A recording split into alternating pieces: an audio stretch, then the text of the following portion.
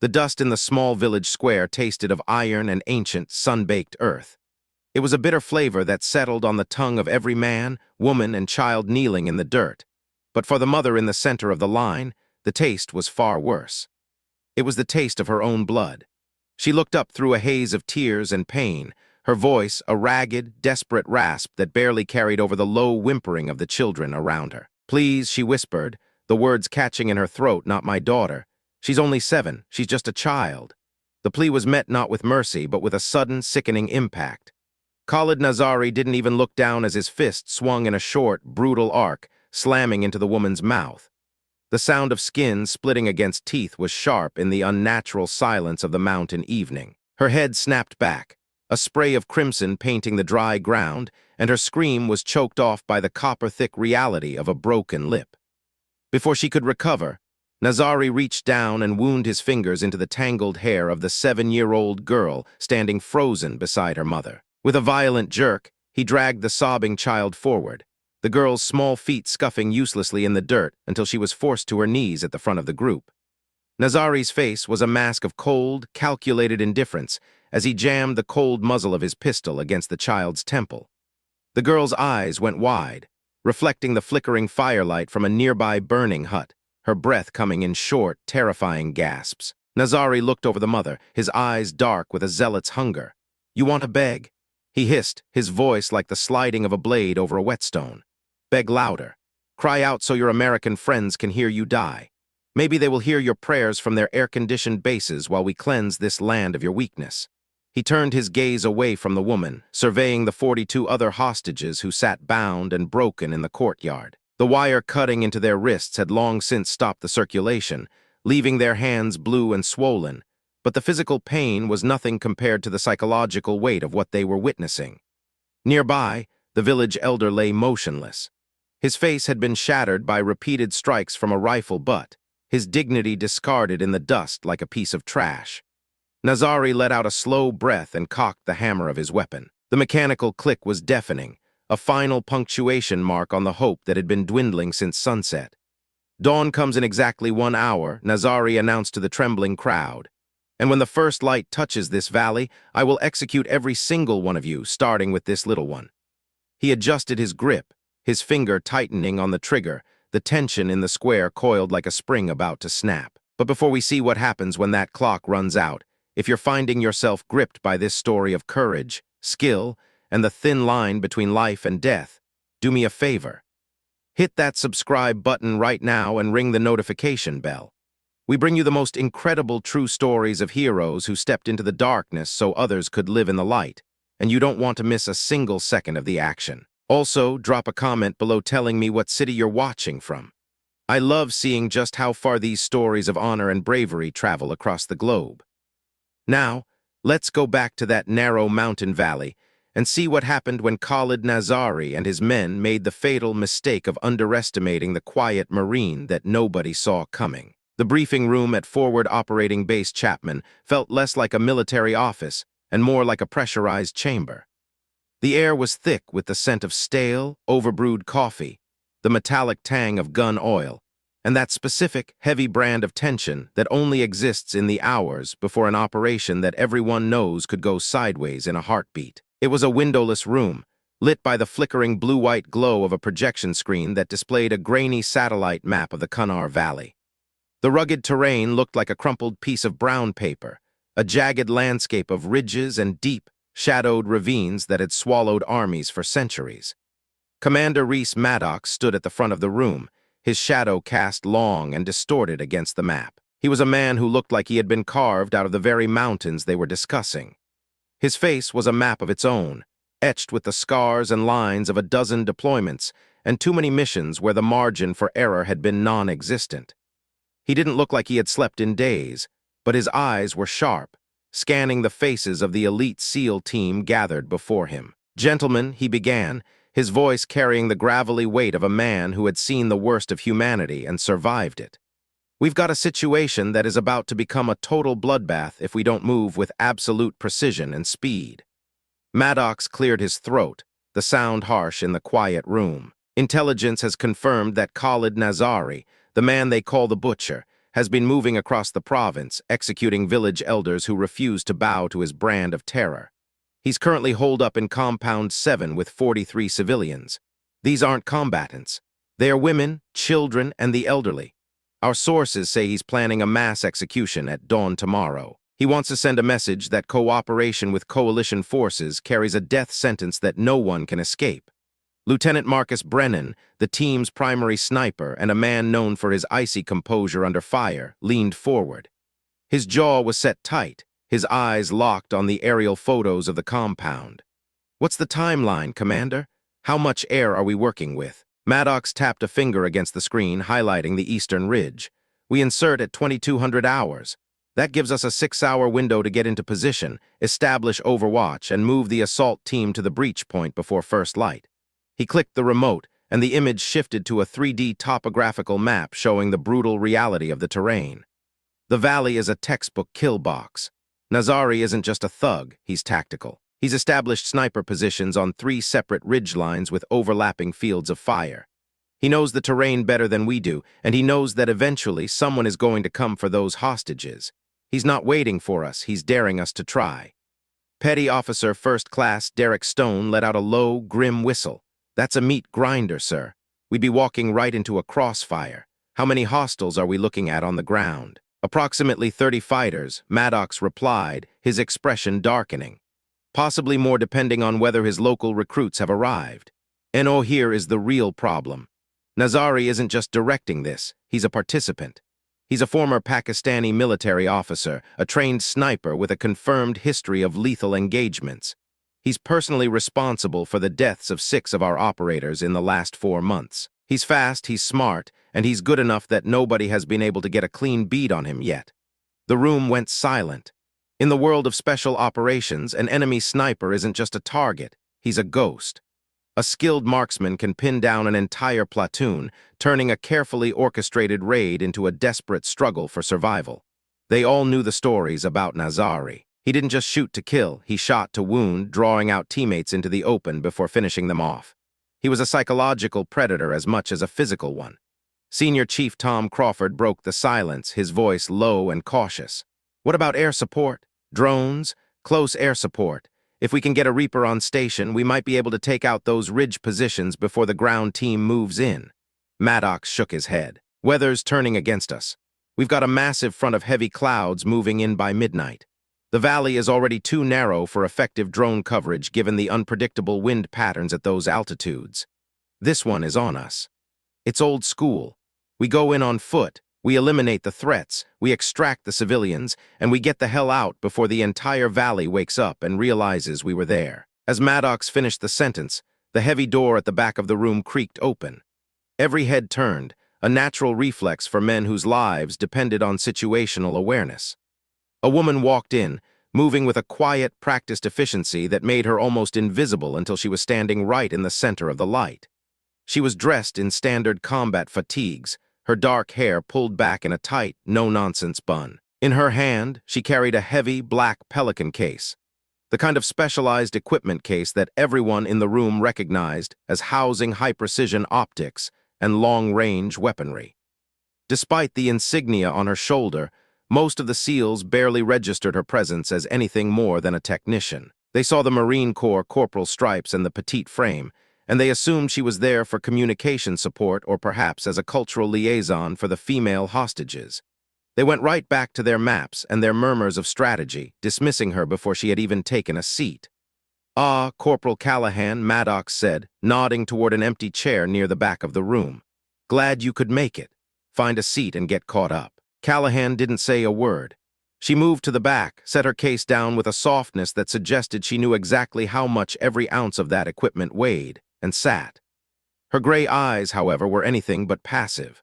They scanned the room, absorbing the body language of the SEALs, the details on the projection screen, and the subtle notes of doubt in the air. She was a Marine Scout Sniper, a role that required a level of patience and invisibility that most soldiers couldn't comprehend.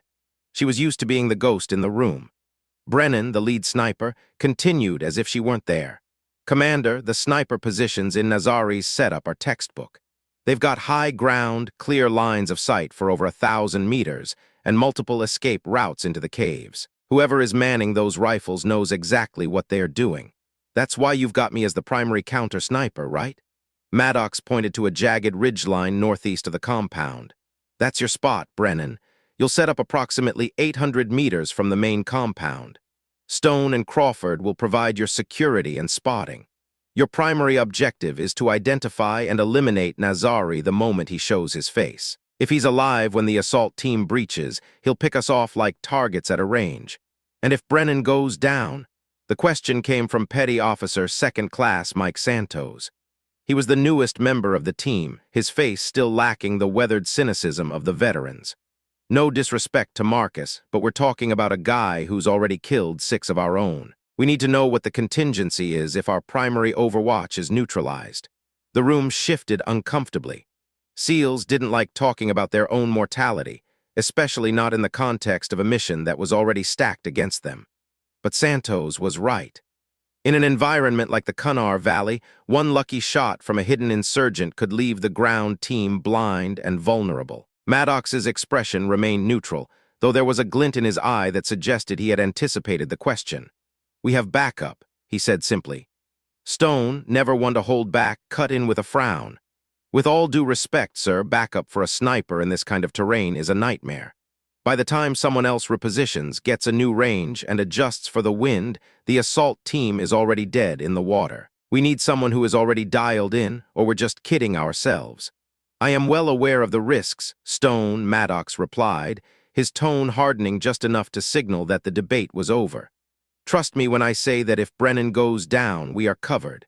Now, let's talk about the insertion routes and the extraction points."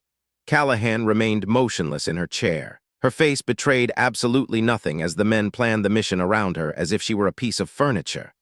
Her fingers traced the edge of her equipment case in a slow, rhythmic motion, muscle memory from thousands of hours spent in the dirt, behind a scope, waiting for the 1 second where the world stopped and only the trigger press mattered. She knew why Maddox had requested her. She knew that the bureaucracy of the Marine Corps and the Navy had been a nightmare to navigate just to get her on this bird. And she knew that to these men, she was a corporal, a Marine, and a woman. 3 things that, in their minds, didn't add up to a Tier 1 sniper. The briefing stretched on for another 40 minutes, covering everything from the frequency of the radio bursts to the specific rules of engagement. Maddox walked through the assault plan with clinical precision. Once the hostages are secured, we collapse back toward Extraction Point Bravo. It's a steep climb, but it offers the best cover from the ridge snipers. Brennan, ever the professional, was already calculating variables in his head. What are the projected wind patterns in the valley floor at that hour? The satellite data is a few hours old, but it shows shifting winds between 4 and 7 miles per hour, Maddox explained, pulling up a meteorological report. Generally, it's blowing northeast to southwest, but the valley walls create a funnel effect. Expect heavy variance near the compound. Also, the temperature is going to plummet. Expect a 15-degree drop between the time we hit the ground and the time the sun comes up. Brennan nodded. Every degree mattered. Cold air was denser, affecting the flight of the bullet. At 800 meters, a shift in temperature could mean the difference between a headshot and a harmless puff of dust. "What about the hostage layout?" Crawford asked, leaning in.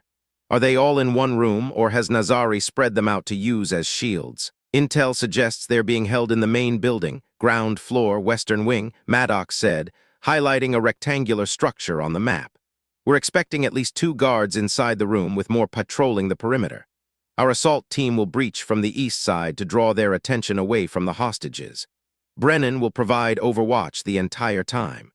Santos studied the map, his brow furrowed in concentration. "That's a long run for the extraction, Commander. If Nazari's people are even half as good as the reports say, they'll have that withdrawal route covered. We'll be running uphill with civilians while they have the high ground. Which is why speed and surprise are our only real allies," Maddox said. "We hit them hard, we hit them fast, and we disappear before they can even organize a counterattack." Any more questions? The room was silent, the only sound the low hum of the air conditioning. "All right then," Maddox said, checking his watch. "We've got 4 hours. Get your gear squared away. Eat something even if you're not hungry. Try to get some shut-eye. You're going to need every ounce of focus you've got." Dismissed. The SEALs began to file out, their conversations immediate and focused on the technicalities of their kits. They moved with the easy, practiced confidence of men who lived for this kind of work. Callahan waited until the room had mostly emptied before she stood up. She approached Maddox, her movements deliberate and economical. "Sir, permission to use the range for a final zero confirmation?" she asked. Maddox looked at her, his expression softening just a fraction. "Granted. I've already cleared it with the range officer. You'll have 2 hours of uninterrupted time." He paused, looking around to make sure they were truly alone. "Callahan, I need you to understand something. These men, they're the best at what they do. But they're also human. They make assumptions based on what they think they know." "I understand, sir," she replied, her voice steady. "I'm not here to prove a point. I'm here to do a job." "I know you are," Maddox said. "I didn't put you in this position to make a statement. I put you here because when I looked at the data, when I looked at who could actually make a shot in that valley under those specific conditions, your name was at the top of a very short list. The call sign Iron Wolf isn't just something they gave you for fun. It's a statement of capability. When the moment comes, I need you to be that statement." Callahan's expression didn't change, but there was a sudden cold fire in her eyes. "I won't let you down, Commander." "I know you won't," Maddox said. "Now go make sure your rifle is perfect. Because in that valley, perfect is barely going to be enough to get everyone home alive." Callahan turned and headed toward the armory. As she walked through the base, she passed groups of SEALs engaged in their own pre-mission rituals. Some were meticulously cleaning their sidearms, the rhythmic clicking of parts a comforting background noise. Others were hunched over maps, tracing the terrain with calloused fingers. None of them looked her way. To them, she was just another support element, a shadow in the periphery of their world. The armory was quiet, the air smelling of heavy grease and cold steel. Callahan signed out her primary weapon system with the same meticulous care she applied to everything else. The M40A6 was a beautiful piece of machinery, not the newest or the flashiest rifle in the inventory, but a proven workhorse. In her hands, it was an extension of her own body. She had put over 10,000 rounds through this specific rifle, learning its every quirk, its every subtle shift in vibration. She knew how it reacted to humidity, how it breathed in the cold, and exactly where the trigger broke. At the range, she set up at the 800-meter line. The sun was beginning to dip below the horizon, casting long, orange shadows across the dusty expanse. The wind was kicking up slightly, a crosswind that would have frustrated a lesser shooter. Callahan didn't even blink. She lay prone in the dirt, the familiar weight of the rifle settling into her shoulder. She closed her eyes for a moment, slowing her heart rate, feeling the world around her fall away until there was only the rhythm of her breath and the steady pulse in her fingertips. Breathe, relax, focus, squeeze.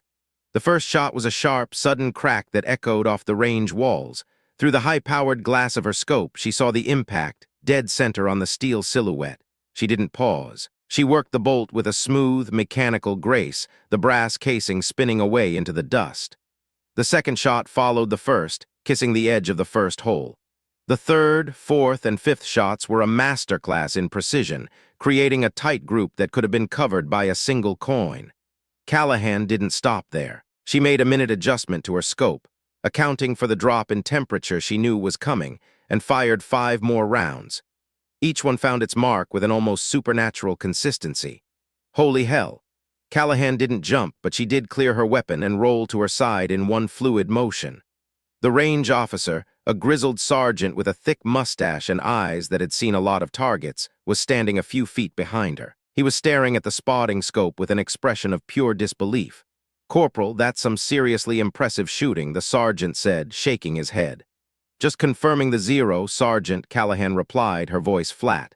The sergeant laughed, a dry, raspy sound. "Just confirming the zero? Ma'am, I've been running this range for 8 years. I've seen the best of the best come through here, SEALs, Delta Rangers, and I have never seen a group that tight at 800 meters with a crosswind like that. That's not just shooting, that's Olympic-level precision.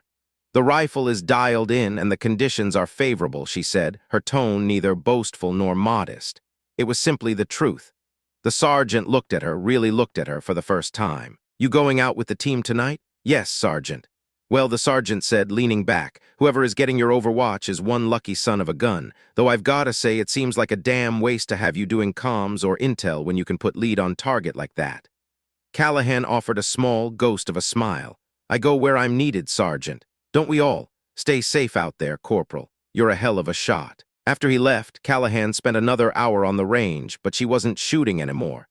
She was running through the tactical sequences, acquiring multiple targets at different ranges, practicing her transitions, and dry firing to maintain her trigger discipline. Every movement was a carving in the stone of her muscle memory. She visualized the valley, the compound, and the hostages. She visualized the face of Khalid Nazari. By the time she returned to the staging area, the base was blanketed in a deep, moonless dark. The temperature had already plummeted, just as Maddox had predicted, and the air had a sharp, biting edge to it. The SEALs were in the final stages of their preparation, a silent choreography of men checking their night vision goggles, testing their radio comms, and securing their combat knives. Callahan found a quiet corner near the transport, tucked away from the main bustle, and began her own final checks. Stone, the SEAL who had been so dismissive during the briefing, walked past her, stopped, and then doubled back. "Hey, you're Callahan, right? The Marine, that's correct," she said, not looking up from her kit. "What exactly is your role on this op again?" Stone asked, his tone more curious than confrontational now. "Comms. I'm here to support the mission however Commander Maddox needs," she replied. It was a canned answer, one she had used 1,000 times. "Right," Stone said, nodding. "Well, just stay close to the command element and keep your head down. These valley missions can get pretty hairy, especially when the wind starts swirling. But don't worry, we've done this a dozen times. We'll keep the path clear." "I appreciate the advice," Callahan said. After Stone moved off, Brennan, the primary sniper, approached. He didn't have the same casual air as Stone. He carried his rifle case with a reverence that Callahan recognized. He stopped in front of her, and for a long moment he just looked at her. "You're a Scout Sniper," he said quietly. It wasn't a question. "I am. I saw your range time in the logbook," Brennan said. 800-meter sub-MOA groups in a shifting crosswind. That's not standard Marine marksmanship. That's something else entirely. Callahan met his gaze directly, her gray eyes steady. "I take my job very seriously, Lieutenant." "Yeah, I can see that," Brennan said. He looked around to ensure the others were occupied, then lowered his voice even further. "Look, I don't know what Maddox has up his sleeve, and I don't care about the politics of it. But if something goes wrong out there, if I can't take the shot, don't hesitate. The team needs someone who can hit what they are aiming at, not someone worried about who's supposed to be pulling the trigger." "If I am needed, I will do my job," Callahan said. The simplicity of her statement held more weight than any oath could have. "Good," Brennan said, extending a hand. "Stay sharp, Corporal." They shook hands, a brief, professional acknowledgement between two people who understood the terrible responsibility of taking a life from a distance. Then Brennan moved toward the helicopters, and Callahan finished packing her gear. 2 hours later, they were in the air. The transport helicopters lifted off into the black sky, running dark and low to avoid detection. The pilots were masters of their craft, navigating by instruments and sheer intuition through the jagged teeth of the mountains. Inside the belly of the bird, the air was cold and smelled of hydraulic fluid and nervous energy. The SEALs sat in a heavy, ritualistic silence, the only sound the rhythmic thrumming of the rotors and the occasional crackle of the radio in their headsets. Callahan sat near the rear, her rifle case held firmly between her knees. She felt the vibration of the engine through the floorboards, a steady hum that seemed to sync with her own heartbeat. She wasn't afraid. Fear was a distraction, a biological noise that she had long ago learned to tune out. Instead, she felt a state of hyper-awareness. She could feel every strap of her gear, every breath of cold air, every subtle shift in the helicopter's pitch. She was no longer a person. She was a component of a larger machine, a tool being moved into position. The helicopter banked hard, dropping into a steep descent as they entered the Kunar Valley approach. Maddox's voice came through the comms, crisp and authoritative. 5 minutes to insertion. Equipment check. Final status. Down the line, each operator confirmed their readiness. When it came to Callahan, she simply keyed her mic once. "Ready," she said. One word was all it took. The bird flared hard, hovering just a few feet off the rocky ground for a frantic 12 seconds. The team fast-roped out, hitting the dirt and disappearing into the shadows of the rocks. Callahan went second to last, her movement fluid and silent despite the 40 pounds of gear on her back. The moment her boots touched the earth, she was moving, following the infrared beacons of her teammates toward the initial rally point, a shallow depression in the terrain that offered a sliver of cover from the ridgelines above. Maddox performed a quick head count in the darkness, his night vision goggles glowing a faint, eerie green. He gave the hand signals to split the team. Brennan, Stone, and Crawford peeled off to the right, beginning their grueling climb toward the northeast ridge. The main assault element began their slow, rhythmic crawl toward the compound, blending into the rocks and scrub brush. Callahan followed Maddox toward a secondary position, a rock outcropping that offered a commanding view of both the compound and the sniper ridges. The movement through the valley was a test of endurance and patience. Every step had to be placed with absolute care. A single rolling stone could alert a sentry and end the mission before it began. The ground was a nightmare of loose shale and thorny bushes that seemed designed to catch on gear and tear skin. But the team moved like shadows, their training taking over where their conscious minds left off. 30 minutes into the stalk, Brennan's voice came through the net, a whisper that seemed to come from the air itself. Overwatch 1 in position. Beginning reconnaissance of target area. Copy Overwatch 1, Maddox replied, his voice equally low. Command element moving to secondary position. Assault 1 status? Assault 1 is 200 meters from the preliminary breach point. The response came. No contact, all quiet. The operation was moving exactly according to the plan, which, in Callahan's experience, was usually the point where everything started to fall apart.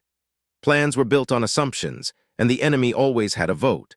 She and Maddox reached their outcrop, a jagged shelf of rock that provided a clear line of sight to the compound below. Callahan set up her rifle, the long barrel resting on a padded rest, and began her own scan of the area. Through her night vision, the compound was a stark, ghostly green. She could see the guards patrolling the walls, their movements casual, unaware of the predators closing in on them. Lights burned in several windows of the main building, casting long, distorted shadows across the courtyard where the hostages were kept. Overwatch 1, command, what's your assessment? Maddox asked. Brennan's voice was professional, though there was a hint of tension. I have eyes on 3 visible sentries, north and east sides, no visual on Nazari yet.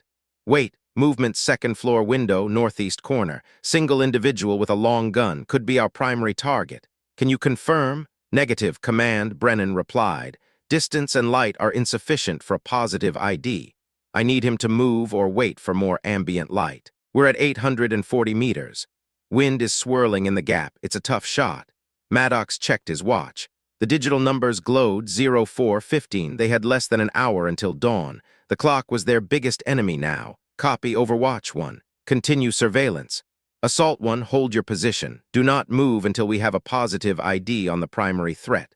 The minutes that followed were some of the longest of Callahan's life. In the silence of the valley, every sound was magnified. The distant bark of a dog, the wind whistling through the rocks, the steady thrum of her own pulse in her ears. She kept her eye glued to the scope, her finger resting lightly against the trigger guard. She wasn't just looking, she was analyzing. She watched the way the wind moved the laundry hanging on a line near the compound. She watched the way the dust kicked up. She was building a mental map of the ballistics. Then the situation changed in a heartbeat. Command, Overwatch 1.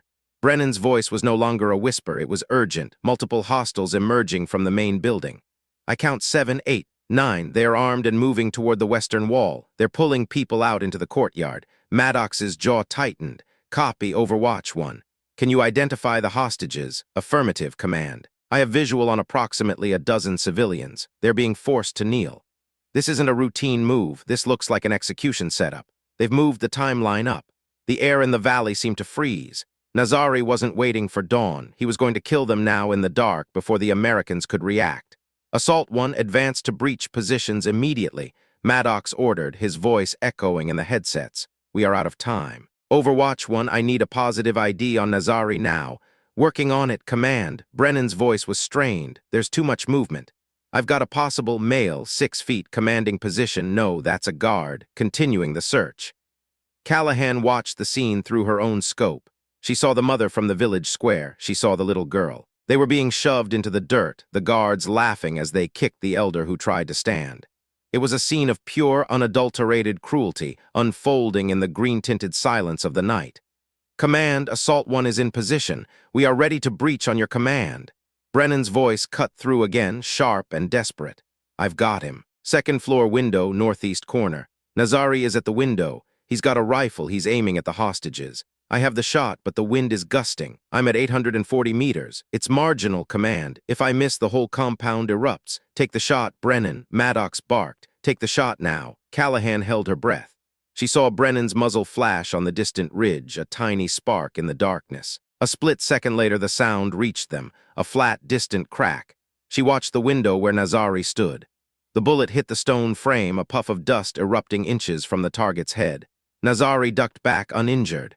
Miss, Overwatch 1, I missed. The wind shifted right at the break. The courtyard exploded into chaos. The guards began screaming, turning their weapons toward the ridgeline. Nazari reappeared at the window, his face contorted in rage, and leveled his rifle at the kneeling hostages. He was going to start the massacre. Brennan was frantic. I'm reloading. I can't get a clear line. The guards are moving into my field of fire. I've lost him. Maddox looked at the courtyard, his face pale. The mission was falling apart. The hostages were seconds from death, and his primary sniper was blinded. In that moment, a new sound filled the air. It wasn't the frantic shouting of the SEALs or the roar of the insurgents. It was the calm, steady voice of Corporal Callahan. Command, I have the target, she said. Maddox turned to her, his eyes wide. You have a shot. Target is identified. Range 842 meters. Wind holding at 4 miles per hour left to right. I have a clear line of sight, Callahan said, her voice as cold and steady as the mountain stone. Maddox didn't hesitate. He saw the fire in her eyes, the absolute certainty in her posture. Take him, Iron Wolf. Callahan didn't wait for a second invitation. She had already accounted for the wind, the temperature, and the slight incline. She saw Nazari in her crosshairs. He was aiming his rifle at the little girl's head. His finger was on the trigger. He was smiling. Callahan exhaled, a slow, controlled release of air. The world narrowed down to a single point. There was no valley, no SEAL team, no politics. There was only the target and the cold, hard reality of the physics she had mastered. She squeezed the trigger. The M40A6 bucked against her shoulder, a familiar, violent kick.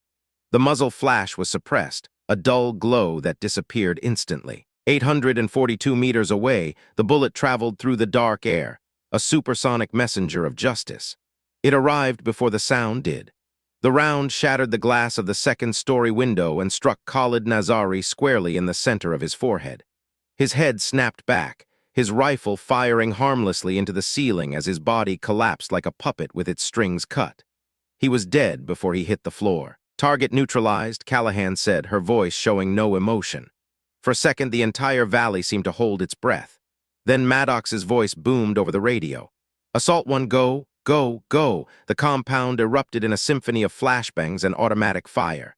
The SEALs breached the walls, moving with the speed of a tidal wave. With Nazari dead and his men in a state of confusion, the resistance was disorganized and frantic. One by one, the guards were cut down before they could even level their weapons. Callahan didn't stop. She worked the bolt, her eyes never leaving the scope. She saw a guard on the wall aiming at the breach team. She fired. The guard fell. She saw another insurgent trying to reach a machine gun nest. She fired. He tumbled backward into the dirt. She was a silent, lethal guardian, picking off threats with a precision that seemed impossible. On the ridge, Brennan watched through his spotting scope, his mouth hanging open. He saw the guards falling, each one a perfect, long-range hit. Who is doing that? He whispered. That's the Marine. Stone's voice came over the comms, filled with a new, profound respect. That's the Iron Wolf. Down in the courtyard, the SEALs reached the hostages. Crawford and Santos formed a human shield around the mother and her daughter, their weapons facing outward. The extraction was a blur of movement and noise. They bundled the civilians toward the western gate, moving as a single, cohesive unit. Command, this is Assault 1. Hostiles cleared, all 43 hostages accounted for. We are moving to Extraction Point Bravo. Copy, Assault 1, Maddox said, a massive weight lifting from his shoulders. Overwatch 2, provide cover for the withdrawal. Overwatch 1, reposition to assist. Callahan didn't move from her spot. She continued to scan the ridgelines and the windows, her rifle an extension of her will. She saw 2 more hostiles emerge from a hidden tunnel trying to flank the retreating SEALs. 2 shots, 2 hits. The threats vanished. As the first light of dawn began to creep over the eastern peaks, the team reached the extraction point. The helicopters were already coming in, their silhouettes dark against the growing orange glow of the sky. The hostages were loaded first, the children crying but alive, the mothers clutching them with a ferocity that defied words. Callahan stood up, her legs stiff from the hours in the dirt. She began to break down her rifle, her movements just as methodical and calm as they had been on the range. Maddox stood beside her, watching the last of the SEALs board the transport. "You saved them, Callahan," he said quietly. "If you hadn't taken that shot, I just did my job, sir," she replied, clicking the Pelican case shut. Maddox looked at her, and for the first time he smiled, a real, genuine smile. "No, Corporal, you did a lot more than that." As they boarded the helicopter, the SEALs were waiting. They were bruised, bloodied, and exhausted, but as Callahan walked past, every single one of them stood up. Brennan was the first to speak. He stepped forward, his eyes meeting hers. "That was the finest shooting I've ever seen," he said, his voice thick with emotion. "I owe you. The team owes you." Callahan nodded once, a simple acknowledgement of the bond that had been forged in the darkness of the valley. She took her seat at the back of the bird, the same spot she had occupied on the way in. As the helicopter lifted off, she looked down at the Kunar Valley one last time. The sun was fully up now, illuminating the rugged, beautiful, and terrible landscape. The Iron Wolf had done what she came to do. She had been invisible when it mattered, and she had been the only thing that stood between 43 innocent lives and a cold, dusty grave. As the bird climbed higher, heading back toward the safety of the base, Callahan closed her eyes. The mission was over, but the story of the quiet Marine who saved the valley was only just beginning. The moonlight over the valley was a deceptive silver, casting long, jagged shadows that danced across the compound walls like restless spirits. For hours, the world had been reduced to the rhythmic sound of breathing and the distant, lonely whistle of wind through the mountain pines. Everything was held in a delicate, agonizing balance, a silent pact between the hunters and the hunted. But that pact was about to be shattered. Maddox watched through his binoculars, his pulse a steady, low thrum in his ears. Beside him, Brennan was a statue carved from granite, his finger resting lightly against the trigger of his long-range rifle. The target, Nazari, was right there, a silhouette partially concealed by a heavy wooden window frame, a ghost in a den of monsters. Maddox didn't hesitate. The window of opportunity was closing, and in this world, hesitation was just another word for failure. He gave the command with a sharp, clipped nod. "Take it." The sound of Brennan's rifle discharge didn't just carry across the valley, it tore through the stillness like a physical blow. It was a sharp, violent crack that seemed to vibrate in the very marrow of their bones. For one singular, agonizing heartbeat, the entire world seemed to lurch to a halt. Every operative in the shadows, every hostile in the light, and even the wind itself seemed to freeze, waiting for the verdict of that single bullet. Then reality rushed back in with a vengeance, and chaos didn't just arrive. It exploded. Callahan, watching from her offset position, felt the shift in her gut before she even saw the results. She knew with an absolute, chilling certainty that the mission they had meticulously planned, the one they had rehearsed until their hands bled, was dead. The precision of the surgical strike had vanished, replaced by the raw, bleeding throat of a street fight. What came next wouldn't be dictated by manuals or protocols. It would be written in the frantic language of blood and lead. And she was about to become the author of that story, whether her team was ready to accept it or not. The echoes of the shot were still bouncing off the canyon walls when the first scream erupted. For exactly 2 seconds, the men in that compound were paralyzed, caught in that surreal gap between peace and war. Then, the window where Nazari had been standing didn't just break, it disintegrated. A shower of glass shards, glittering like diamonds in the moonlight, sprayed outward as the heavy wooden frame splintered. The compound ignited. It was as if someone had tossed a lit match into a room filled with gasoline fumes. Shouts of "contact," "sniper fire," rose in a discordant chorus from multiple hostiles. They didn't just scatter, they moved with the frantic, practiced desperation of cornered animals. In their panic, they did the one thing the rules of engagement were designed to prevent.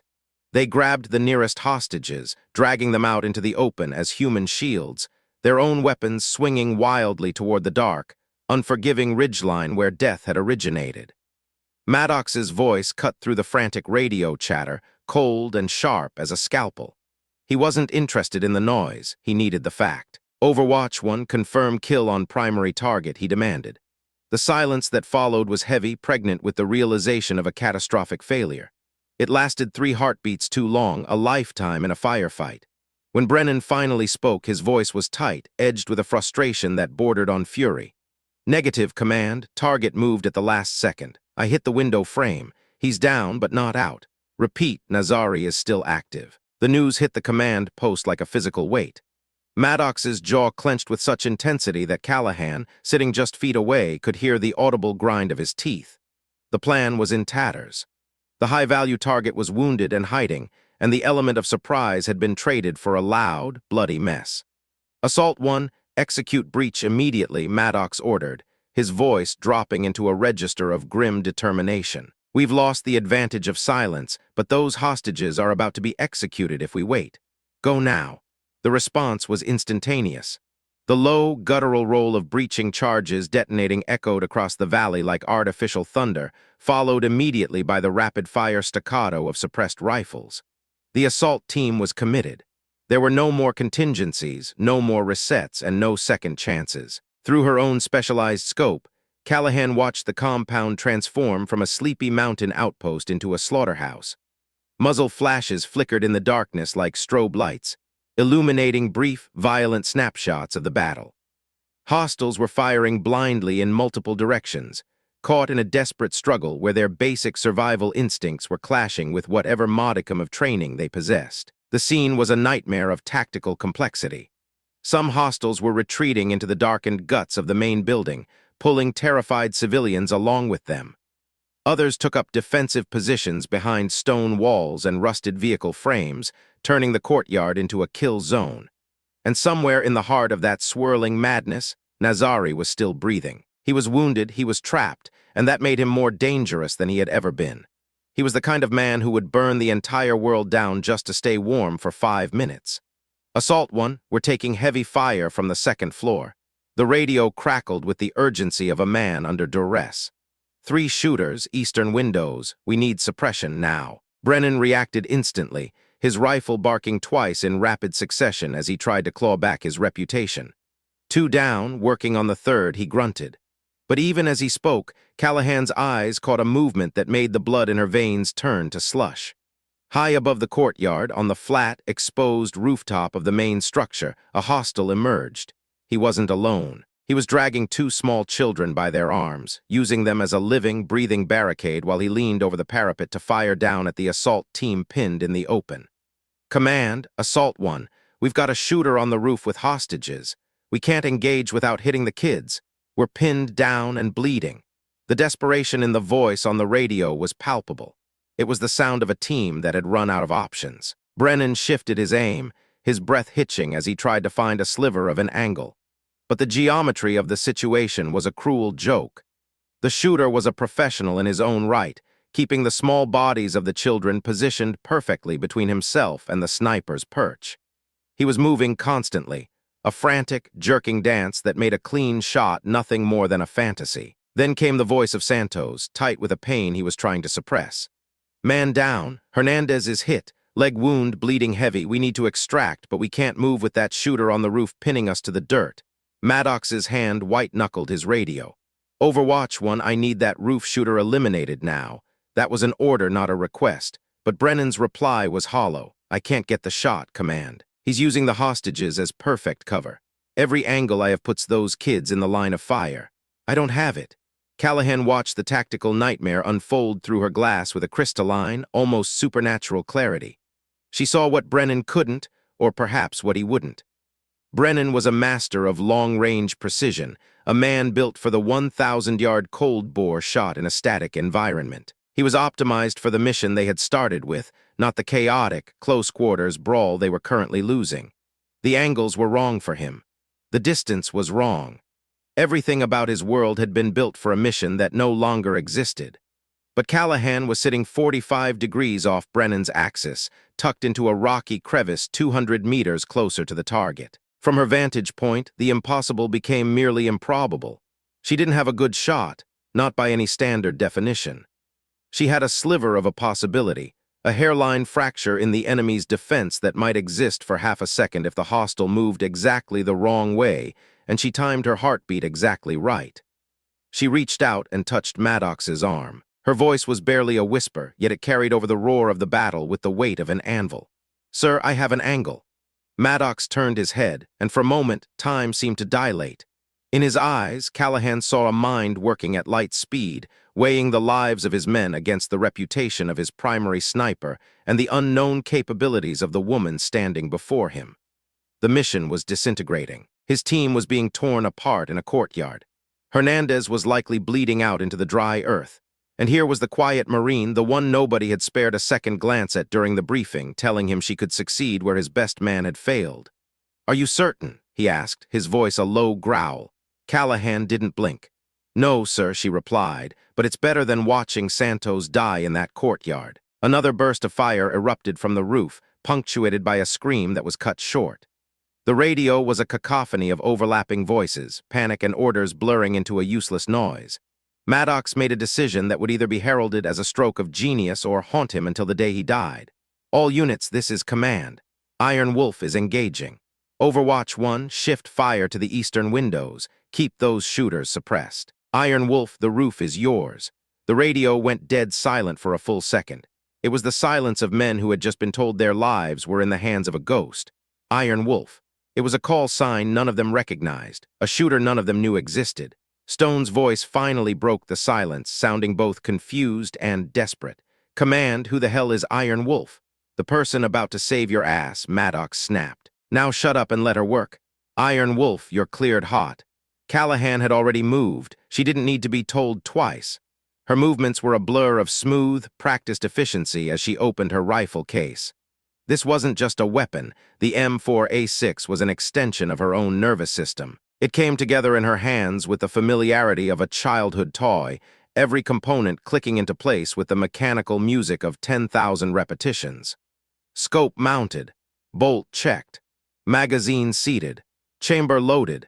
It took her exactly 12 seconds from the moment she touched the case to the moment she was ready to kill. She settled into her shooting position, her body automatically seeking out the proper bone support against the rugged earth. She wasn't just lying down. She was anchoring herself to the planet. She began her breathing exercises, her heart rate dropping as her physiology shifted into that cold, quiet zone where perfect shots are born. Through the high-powered optics, the hostile on the roof leaped into sharp, terrifying focus. He was a frantic blur of motion, jerking the children around like ragdolls while he rained fire down on the team below. Callahan began her mental calculations, her brain processing data like a dedicated computer. The wind had picked up, gusting between 4 and 8 miles per hour from the northeast. The temperature had dropped 3 degrees in the last 20 minutes, changing the air density. The target was 630 meters away, downhill, at an angle of approximately 12 degrees. The window for the shot was maybe 6 inches wide. If it appeared at all, it would be gone in a quarter of a second. Brennan's voice came through the earpiece, professional but laced with an unmistakable edge of doubt. "Iron Wolf, be advised that shooter is moving erratically. Wind at your position will push you left approximately 0.8 mils. You'll need to lead the target and hold right to compensate." Callahan didn't offer a thank you. She didn't offer a commentary. She didn't waste a single breath on words that didn't matter.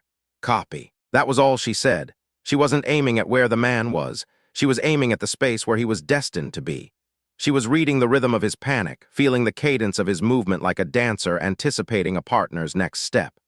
The hostile jerked one of the children to the left, his head exposed for the duration of a single pulse. Callahan didn't think. She simply existed in the moment of release. She squeezed the trigger with the cold inevitability of physics. 630 meters away, the hostile's head snapped back as if he'd been struck by an invisible hammer. The round found its home with lethal precision. He didn't stumble. He simply ceased to be a functioning human being. He dropped like his strings had been cut, his rifle clattering onto the stone roof while the children stumbled away from his collapsing body, unhurt but forever changed. The silence that followed the shot was deafening. Then Santos's voice broke the spell, raw with a disbelief that bordered on religious awe. "Holy God! Command, hostile on the roof is down. Clean kill. I don't know who Iron Wolf is, but that was the most incredible shot I've ever seen." Maddox didn't let them linger on the miracle. "Assault 1, stop admiring the scenery and start moving. Get Hernandez to cover and continue the mission. We still have 30 hostiles active and Nazari is still breathing. Go!" The momentum shifted instantly. The assault team surged forward, fueled by the adrenaline of a second chance. They used the momentary shock of the rooftop execution to gain ground, sprinting toward the heavy wooden doors of the main building. But the enemy wasn't finished. These weren't just insurgents, they were men who knew that capture meant a different kind of death. They were recovering fast, their training and desperation turning them into a lethal force once again. "Command, Overwatch 1." Brennan's voice was urgent. "I've got movement in the northwest corner.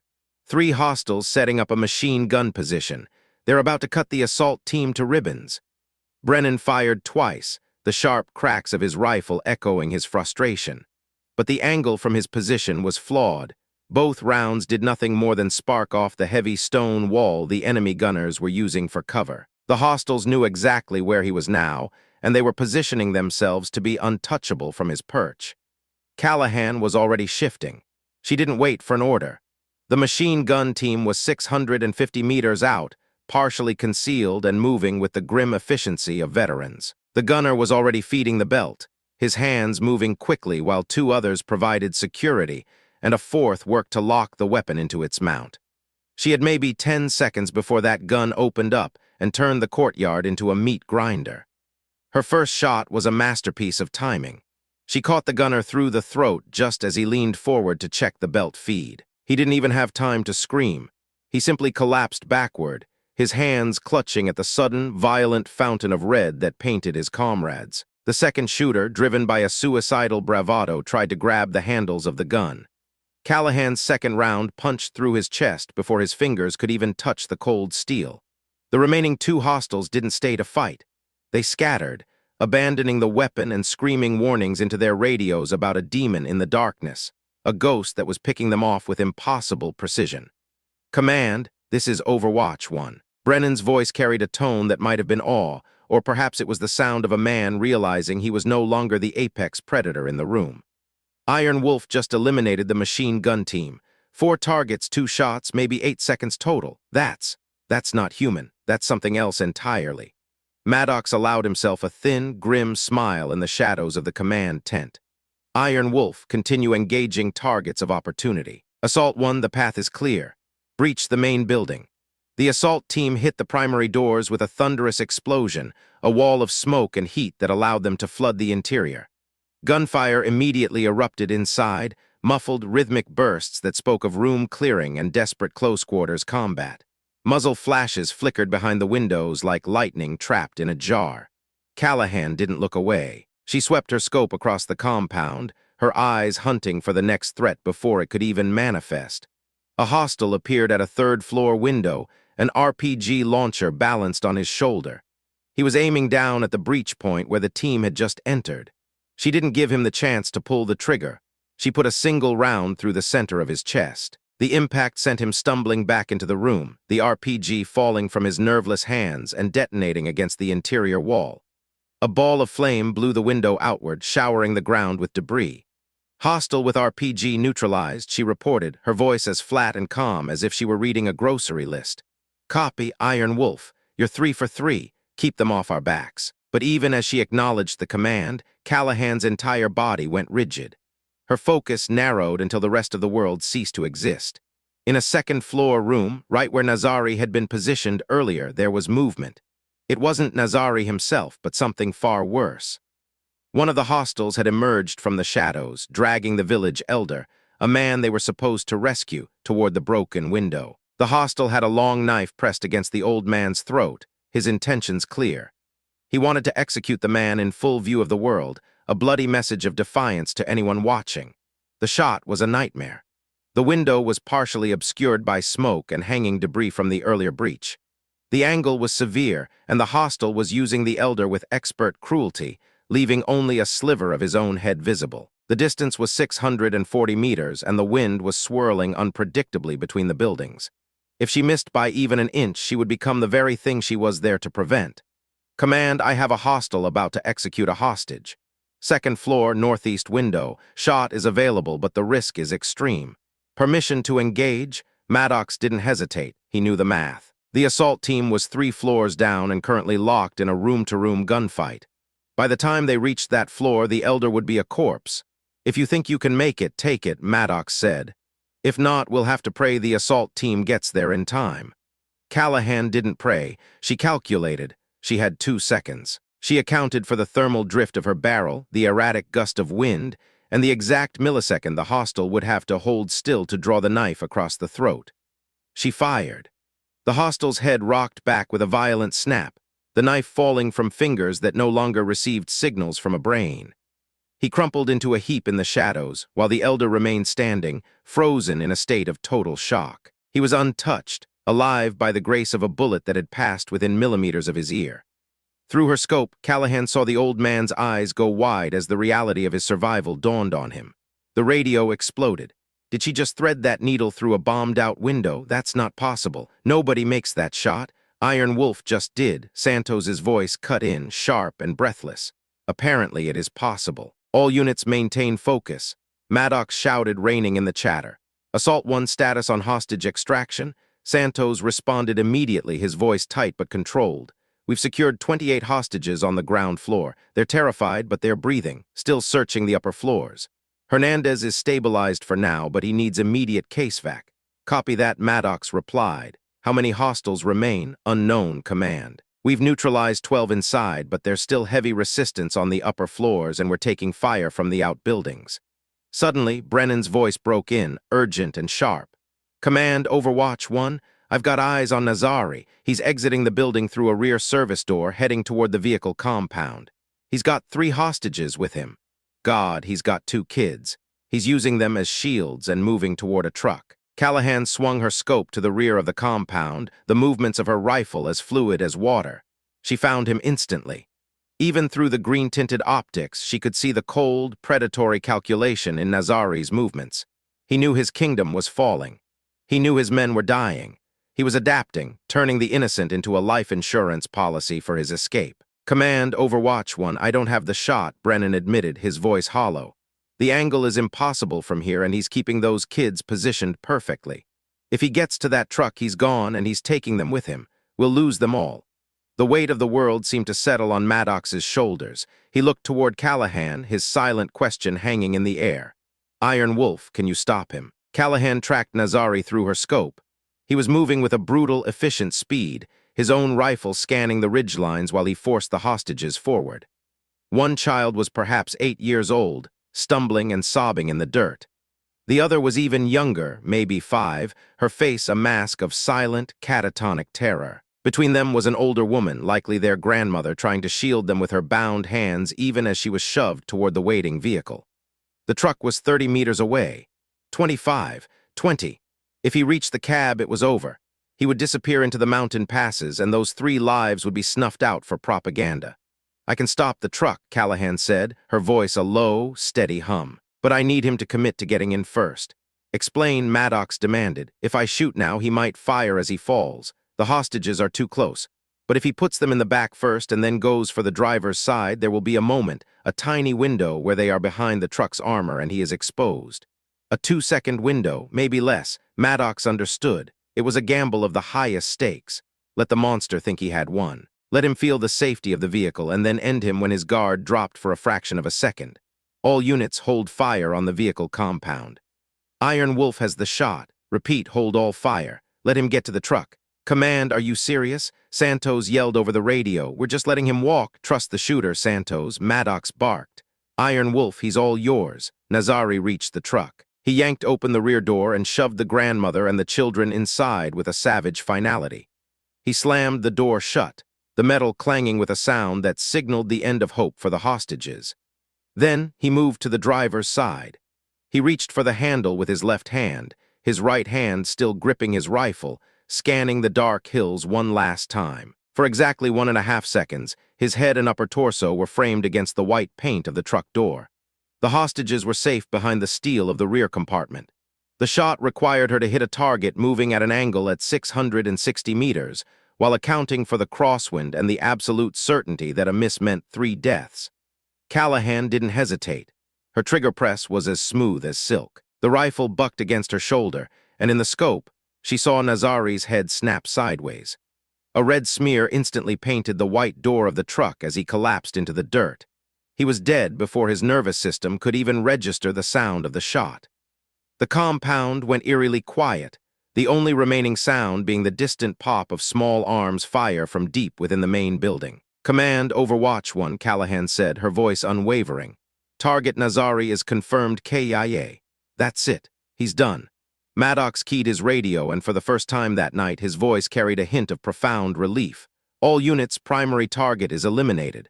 Assault 1, complete the extraction and prepare for exfil. Overwatch elements, maintain security. Outstanding work, everyone." 5 minutes later, Santos's team emerged from the smoke-filled building, leading a long line of survivors. 43 souls who had been staring into the abyss were now walking toward the light. The extraction helicopters crested the ridgeline, their rotors beating the air with a rhythmic thumping that sounded like the heartbeat of the world returning to normal. They came in hard and fast, kicking up clouds of dust as they touched down to load the wounded and the rescued. As Callahan began the methodical process of packing her rifle back into its case, she felt the presence of others. Brennan, Stone, and Crawford approached her. Their expressions were a complex tapestry of disbelief, exhaustion, and a new, burgeoning respect. Brennan was the first to speak, his voice slow and deliberate. "So, Iron Wolf, you want to tell us where the hell you learned to shoot like that?" Callahan looked up, her expression neutral, her eyes still holding that distant, focused clarity. "Marine Corps Scout Sniper School," she said, "same as anyone else." Stone shook his head, a mirthless laugh escaping his lips. "No, that wasn't Scout Sniper School. That was something else entirely. The roof shot? Fine, that's expert level. The machine gun team. Impressive, but I've seen it done. But that shot through the bombed-out window and taking out Nazari with hostages 5 feet away. That's Olympic-level competition shooting mixed with a cold-bloodedness I've never seen. Where did you really train?" "Classified programs have classified training," a voice interrupted. Maddox had walked up behind them, his eyes fixed on Callahan, which is why Corporal Callahan was requested for this operation specifically.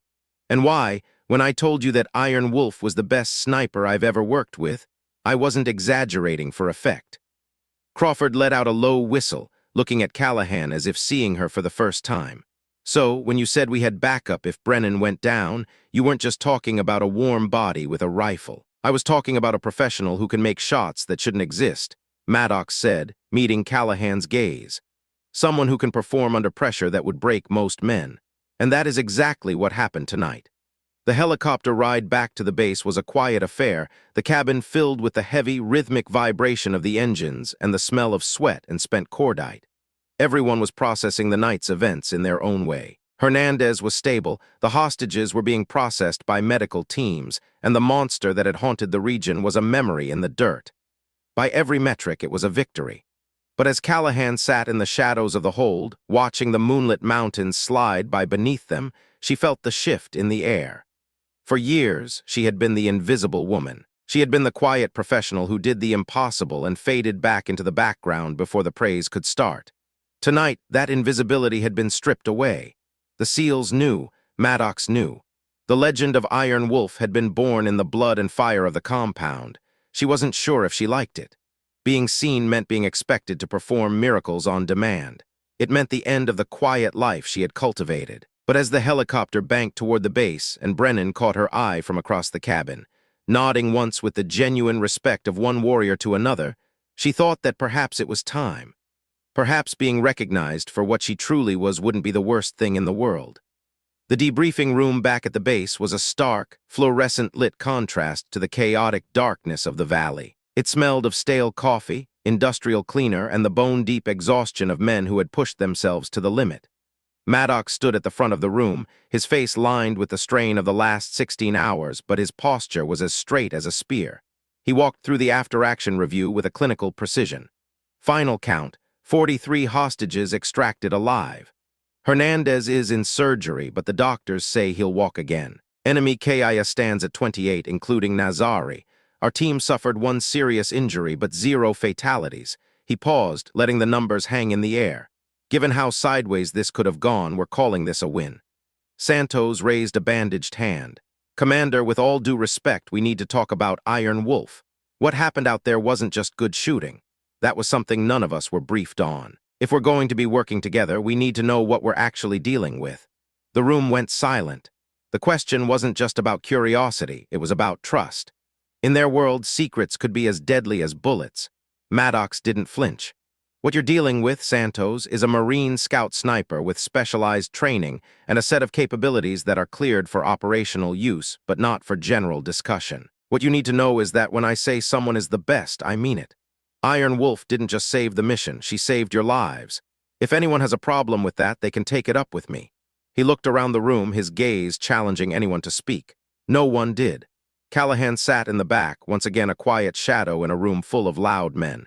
She didn't need the accolades, and she didn't need the explanations. She had done the job. She had looked through the glass, calculated the wind, and let the physics of the world do the rest.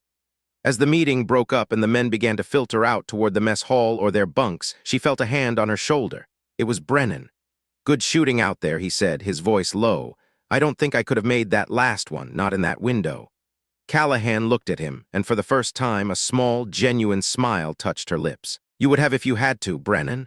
That's the job." He watched her walk away, a thin, unassuming figure in a world of giants. He knew now that the most dangerous thing in the valley hadn't been the insurgents or the machine guns or even Nazari himself. It had been the quiet girl with the rifle, the one who saw the world in mils and minutes of angle, and who didn't know how to miss. The mission was over, but the story of the Iron Wolf was just beginning, whispered in the corridors of power and the barracks of the elite. A ghost story for the men who thought they were the only monsters in the dark. The silence in the briefing room was heavy, a thick, suffocating blanket that seemed to press against the walls. It was the kind of silence that usually followed a catastrophic failure, but tonight it was fueled by something else entirely: disbelief. Commander Maddox sat at the head of the table, his hands folded, his expression unreadable. He had the look of a man who had successfully hidden a winning hand in a high-stakes game of poker, only to have the cards revealed before he was ready to collect the pot. Across from him, the men of SEAL Team 7 were still vibrating with the residual adrenaline of the night's engagement, their eyes darting between the commander and the woman sitting quietly in the back corner. Stone was the first to break the tension. He wasn't a man given to hyperbole, and he wasn't one to challenge authority without cause. But what he had seen in the field tonight had rewritten his understanding of ballistics and human capability. He looked at Maddox, his voice low but carrying a razor-sharp edge of demand. He noted that while Maddox claimed his confidence in the corporal was based on something beyond paperwork and protocol, that wasn't really an answer. Stone's tone remained respectful, as was required by his rank, but he was firm. He pointed out that they had watched Callahan make shots that shouldn't have been physically possible. He brought up the shot through the destroyed window, a chaotic mess of jagged glass and shifting shadows where she missed the hostage by a matter of inches. He spoke of the kill shot on Nazari, taken while the target was in motion and surrounded by people just 5 feet away. That wasn't just Scout Sniper School, Stone argued. That wasn't even advanced marksmanship. It was something else entirely. Callahan didn't move. She sat in the shadows of the corner, her face a neutral mask of professional detachment. She watched the conversation unfold with a strange, clinical distance, as if she were a spectator observing the details of someone else's life. She had known this moment was coming the very second she'd squeezed the trigger for that first shot. Invisibility was a fragile thing, a glass armor that allowed her to move through the world unseen and underestimated. Once you shattered it, the pieces never quite fit back together the same way. The protection of being just the backup was gone, and in its place was a spotlight she had spent years trying to avoid. Brennan, the team's primary sniper, finally spoke up. His voice was thoughtful, lacking the heat of Stone's frustration, replaced instead by the quiet awe of a craftsman who had just seen a masterpiece. He reminded everyone that he'd been a sniper for 12 years. He'd trained with the best shooters in multiple countries and had made shots at over 1,000 meters in the middle of active combat. He stated clearly that what Callahan did tonight was beyond anything he had ever seen or heard of, outside of maybe 3 people in the entire world. He turned his head then, looking directly at her, his eyes searching hers for a glimpse of the person behind the rifle. He told her the question wasn't whether she was good. The question was how good she actually was, and why the hell they hadn't known about it until their lives were on the line. Maddox began to respond, perhaps to offer another vague assurance, but Callahan cut him off. Her voice was quiet, barely more than a murmur, yet it cut through the room with the precision of a scalpel. She told them they didn't know because they didn't need to know. She explained that her job was backup sniper, and backup meant you hoped you never had to be used. The fact that she had been called upon meant something had gone wrong with the primary plan. When that happens, she said, people don't usually care about credentials or resumes. They only care about whether you can make the shot or not. Crawford leaned forward, the light from the overhead lamps catching the sweat still glistening on his forehead. He wasn't buying the simple backup narrative. He pointed out that Iron Wolf isn't a call sign a person gets for being someone's second choice. He knew that designation meant something specific, something the team hadn't been read in on, and the secrecy was starting to grate on men who relied on total transparency to survive. Maddox sighed, a sound of resignation. He realized the cat wasn't just out of the bag, it was prowling the room.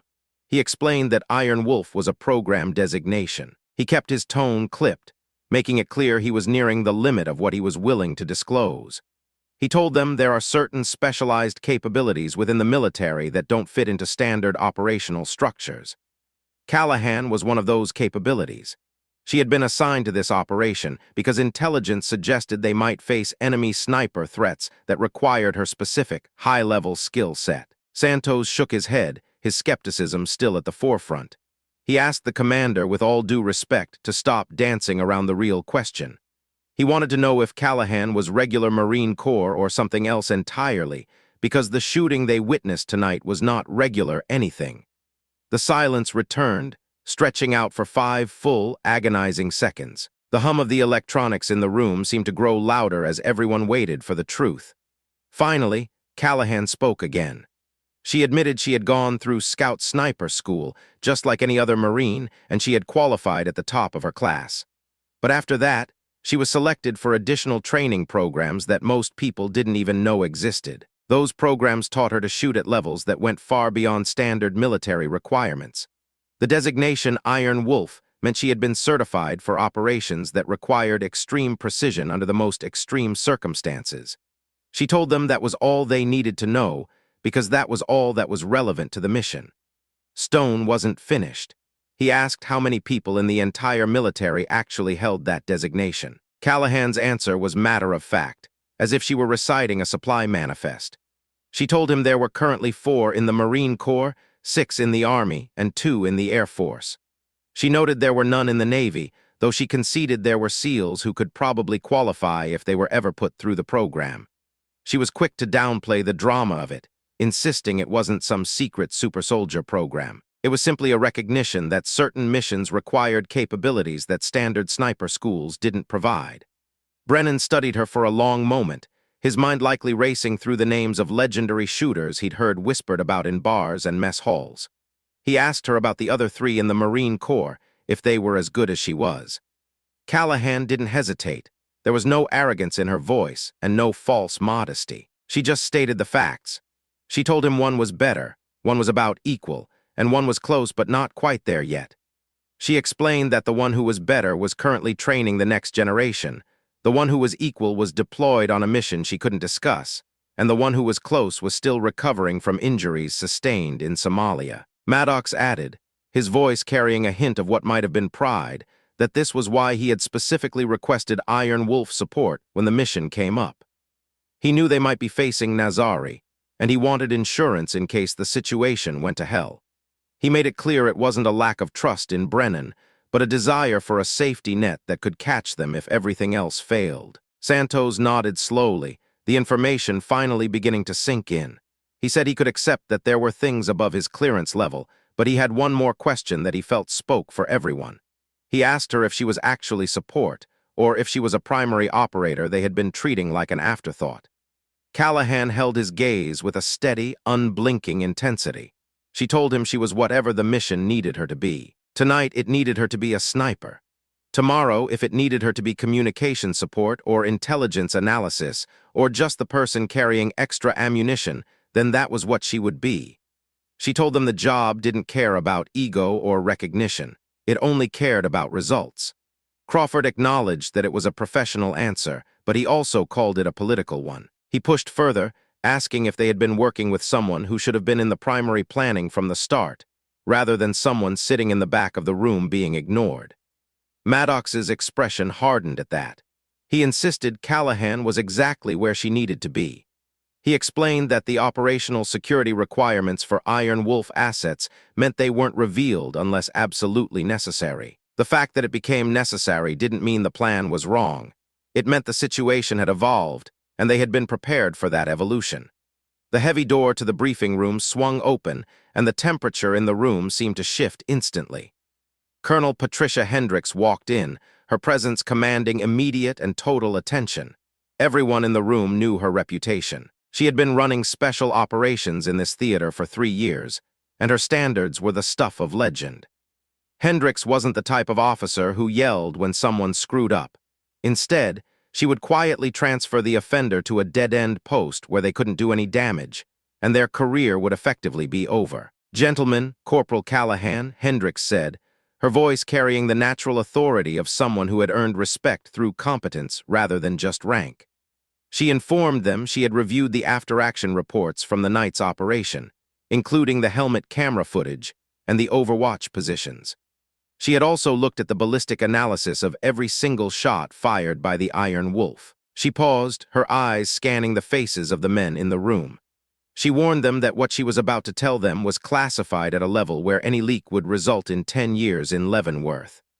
After a chorus of "Yes, ma'am" rang out, she began to explain the origin of the program. The Iron Wolf program had been initiated 8 years ago after a series of operations where standard sniper capabilities had proven insufficient against emerging threats. The program looked for individuals with exceptional baseline skills and put them through training that combined Olympic-level competitive shooting, combat psychology, advanced ballistics, and real-world operational experience. Hendricks looked directly at Callahan as she revealed the statistics. She told the room that the graduation rate from the program was a staggering 11%. Of those who managed to graduate, only 40% ever reached operational certification. She then revealed that Callahan hadn't just graduated. She had done so at the top of her class and had reached operational certification in 14 months, the fastest time in the program's history. Stone let out a soft whistle. He asked how many people had gone through the program in total. Hendricks answered that out of 217 selected, only 24 had graduated, and only 12 were currently operationally certified. The rest had either washed out, suffered career-ending injuries, or were now in administrative positions passing on what they knew. She pulled out a tablet and flicked an image onto the wall-mounted screen. She told them she wanted them to watch something. The screen showed Callahan on a range, but it wasn't like any range the SEALs had ever seen. The targets were moving at different speeds and distances, popping up for only seconds, or requiring shots through incredibly narrow gaps and around complex obstacles. Callahan moved through the course with a fluid, lethal grace. Her rifle came up and fired in one smooth motion, every shot finding its mark with a mechanical, almost terrifying precision. Hendricks narrated as the video played. She explained this was the qualification course. 30 targets at distances ranging from 300 to 1,200 meters, with a 45-minute time limit. The minimum score to pass was 24 hits, and the previous record had been 27 hits in 32 minutes. She paused the video and looked at the men. She told them Callahan had scored 30 hits in 19 minutes. She hadn't missed a single shot, not one. The room absorbed that information in a stunned, heavy silence. Hendricks wasn't done. She brought up another video, this one showing a different range setup with even more complex scenarios. She called this the stress qualification. In this course, targets appeared randomly while the shooter was subjected to loud noises, physical exhaustion, and psychological pressure. Callahan had already run 5 miles in full gear before the video started. She was sleep-deprived and being pushed to the limit. The video showed her clearly exhausted, her sweat-soaked hands trembling slightly from fatigue. Yet, as targets popped up, every shot still found its home. One target appeared for less than 2 seconds at 700 meters, partially obscured by a barrier. Callahan engaged and hit center mass before most people would have even been able to find the target in their scope. Hendricks shut off the tablet. She told them that when Commander Maddox called Callahan the backup they wanted, he wasn't being generous or political. He was stating an objective fact based on performance that exceeded anything in standard military training. Brennan shook his head slowly, his mind still reeling from the footage. He asked, with all due respect, why someone with that level of capability wasn't in a primary position instead of being hidden in the background. Hendrix's answer was cold and logical. She explained that the moment an operator like Callahan was put in a primary position, every enemy intelligence service in the world would start building a file on her. Her face would be known, her patterns would be studied, and she would become a target instead of an asset. Iron Wolf operators worked best when nobody knew they existed until the moment they pulled the trigger. She praised Callahan for maintaining operational security right up until the second the situation required her to reveal herself. That, Hendrix said, was exactly how the program was designed to work. Santos raised his hand, asking the inevitable question. What happened now that they all knew the truth?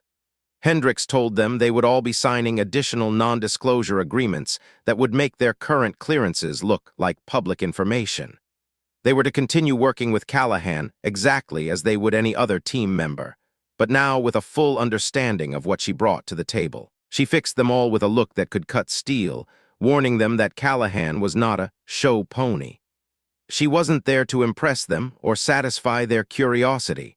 She was an operational asset who was extraordinarily good at a specific job. She expected them to treat her with the same professional respect they would any elite operator, and in return, they would have the benefit of a shooter who could save their lives when everything else went wrong. The response was a unanimous, "Yes, ma'am." Hendrix then turned to Callahan. She told the corporal her performance had been exemplary. The shot through the window had saved a life that otherwise would have been lost, and the engagement of Nazari had prevented hostages from being tortured and executed. She credited Callahan's actions with the success of the mission and the survival of 43 civilians. "Thank you, ma'am," Callahan said. Her voice was steady, but there was a brief flicker in her eyes, perhaps pride, or maybe just the relief of having her burden of secrecy acknowledged by someone in authority. However, Hendrix continued, and the room tensed again. She pointed out that Callahan's cover as standard support was now compromised within this unit. This meant a decision had to be made about her continued deployment. The temperature in the room seemed to drop 10 degrees. Callahan's face went carefully blank, the kind of blankness that comes when someone is holding back a storm of emotion through pure willpower. Maddox stepped forward then. He told the colonel that the team had proven they could maintain security and they understood the stakes. He stated that after working with Callahan under real combat conditions, he wanted to keep her assigned to the team on a permanent basis. Hendrix asked if he was requesting a transfer of asset. Maddox went further, requesting that Callahan be officially assigned to the SEAL team as a specialist sniper with full integration. He didn't want her as backup or hidden support. He wanted her as a full member who could participate in planning, training, and operations from the start. Callahan's head snapped toward Maddox, her professional mask breaking for just a second in a flash of genuine surprise. Brennan looked equally shocked. He asked carefully if the commander was suggesting Callahan effectively replace him as the primary sniper. Maddox clarified that he was suggesting they operate with two primary snipers. He believed their skill sets complemented each other. Brennan was exceptional at long-range interdiction and overwatch, while Callahan was exceptional at extreme precision under pressure and adaptive problem-solving. He argued the team was better with both of them working in coordination rather than isolation. Hendrix studied Maddox for a long moment, noting that it was an unusual request, as Iron Wolf assets typically rotated between units to maintain security. Maddox countered that typical patterns were for typical situations, and they were currently facing an enemy that was getting smarter and more dangerous. He called having an Iron Wolf asset a force multiplier that could be the difference between mission success and body bags. The room held its collective breath while Hendrix considered the proposal. Finally, she nodded once, a sharp and decisive movement. She approved it on a trial basis for 6 months. During that time, Callahan would be fully integrated into the team, and at the end of the period, they would evaluate whether the arrangement was working. Maddox accepted the terms. Hendrix turned back to Callahan, telling her this would be a significant change. She would be moving from invisible support to a recognized specialist, which came with both benefits and drawbacks. She would have more input in planning, but she would also be more exposed if there were ever a security breach. She asked for Callahan's thoughts. Callahan was quiet, processing the weight of the decision. She finally spoke, saying she became a sniper to make a difference where it mattered most. If being part of this team meant she could do that more effectively, then she was in. But she added that if her presence put the team at risk because of her exposure, she would decline and go back to rotating assignments. Maddox didn't hesitate when Hendricks asked if he would stake his career on the team's ability to maintain security around her. He gave a firm, "Yes, ma'am." With a note on her tablet, Hendricks made it official. Effective immediately, Corporal Callahan was reassigned to SEAL Team 7 as a specialist sniper with full integration. She told the men that Callahan was now a member of their team who just happened to wear a Marine uniform, and she expected that to be understood. After Hendricks left, the formal atmosphere of the briefing room began to dissolve. It shifted into something looser and more personal. The SEALs, once skeptical, began to ask questions fueled by genuine curiosity. They wanted to know how she did it. Stone asked about the shot through the window again, wondering how she could see the target clearly enough to know she wouldn't hit the hostage. Callahan admitted she couldn't see clearly. She told them she could only see shapes and movement. She had to calculate where the hostile's head would be based on his body position and the angle he was holding the hostage. She aimed for where his head should be, accounted for the wind and the debris, and trusted her fundamentals. Crawford smiled, calling it insane. He pointed out that she had taken a shot at 640 meters through a destroyed window at a target she couldn't even see properly, with a hostage inches away, all based on a calculated guess.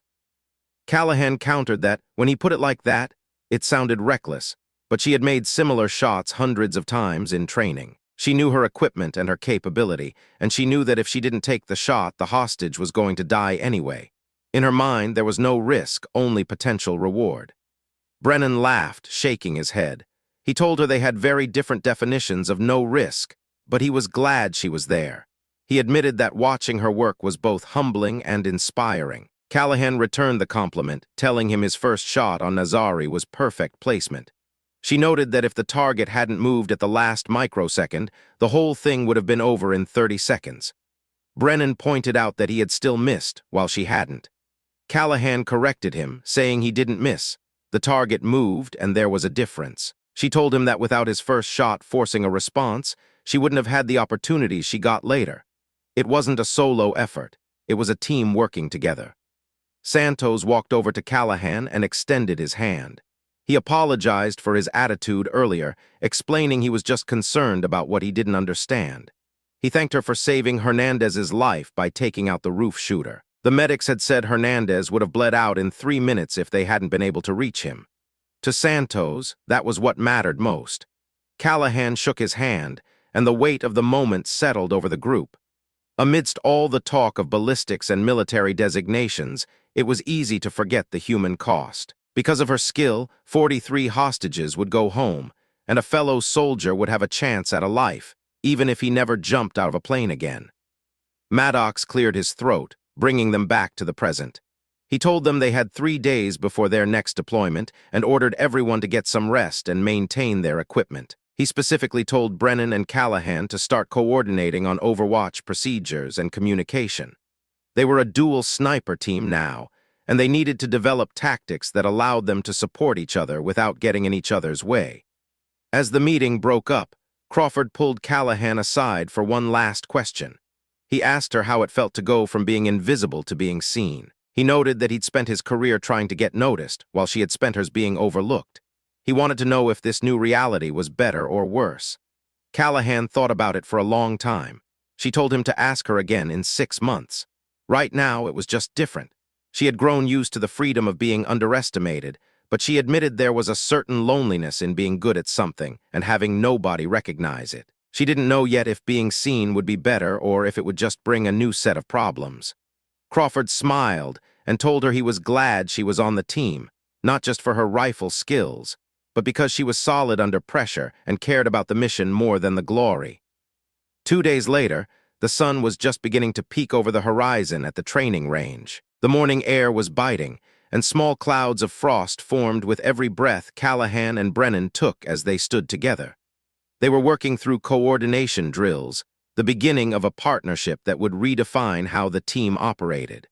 Brennan pointed toward a cluster of targets in the distance. He asked her how they should handle it if they were both on Overwatch and targets appeared in overlapping zones. Callahan looked through her glass, her mind already calculating angles and priorities. She began to speak, her voice steady and sure as they started to build the foundation of their new reality, one shot at a time.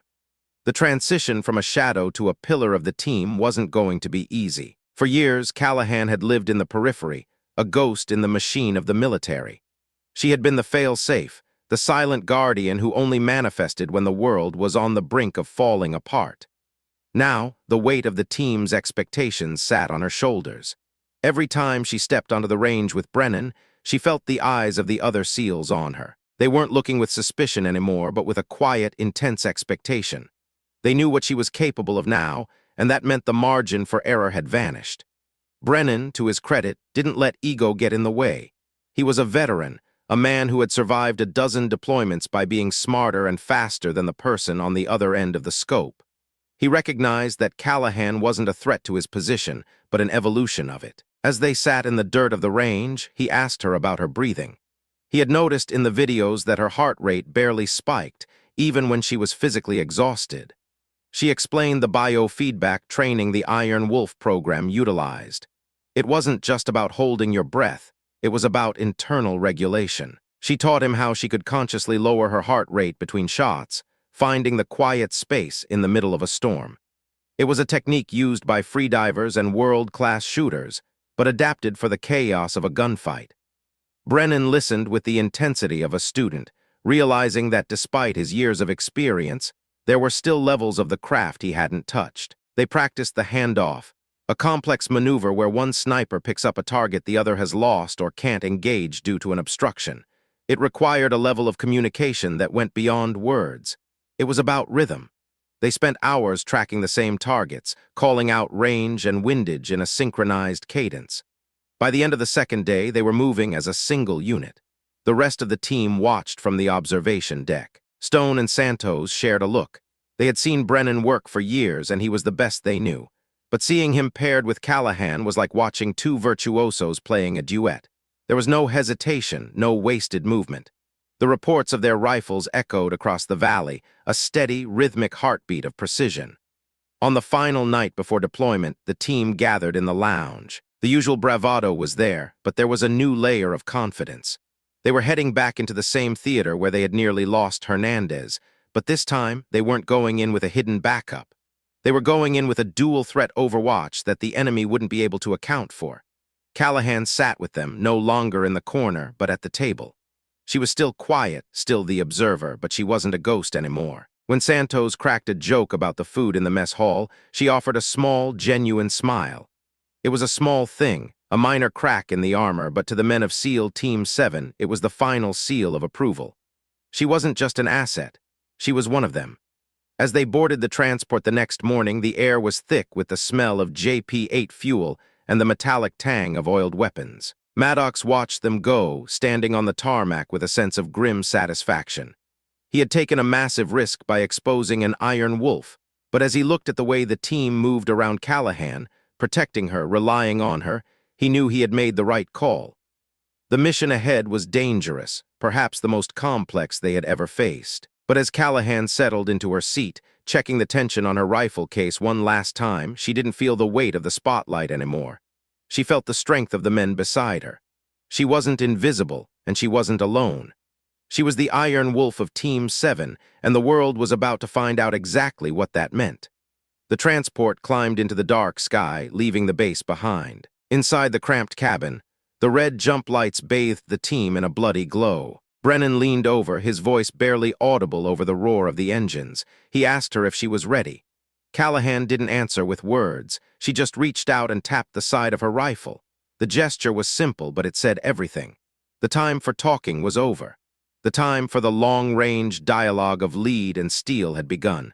Every man in that bird knew the stakes. They were heading into a region where the lines between friend and foe were blurred, and where a single mistake could trigger a regional conflict.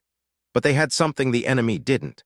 They had a ghost who had stepped into the light, a shooter who didn't miss, and a team that had finally found its missing piece. As the plane leveled out, Callahan closed her eyes, not to sleep, but to visualize the terrain, the wind, and the targets. She was already in the quiet space, waiting for the moment when the world would turn into a series of mathematical equations and singular objectives. The Iron Wolf was hunting, and this time the whole world would see the strike. The question of how to divide responsibility without wasting shots or leaving lethal gaps hung in the air, heavier than the rifles they carried. Brennan adjusted his scope while he spoke, his hands moving with the unconscious, fluid precision of a man who had performed these exact motions 10,000 times in the dark, in the rain, and under fire. He didn't need to look at the dials.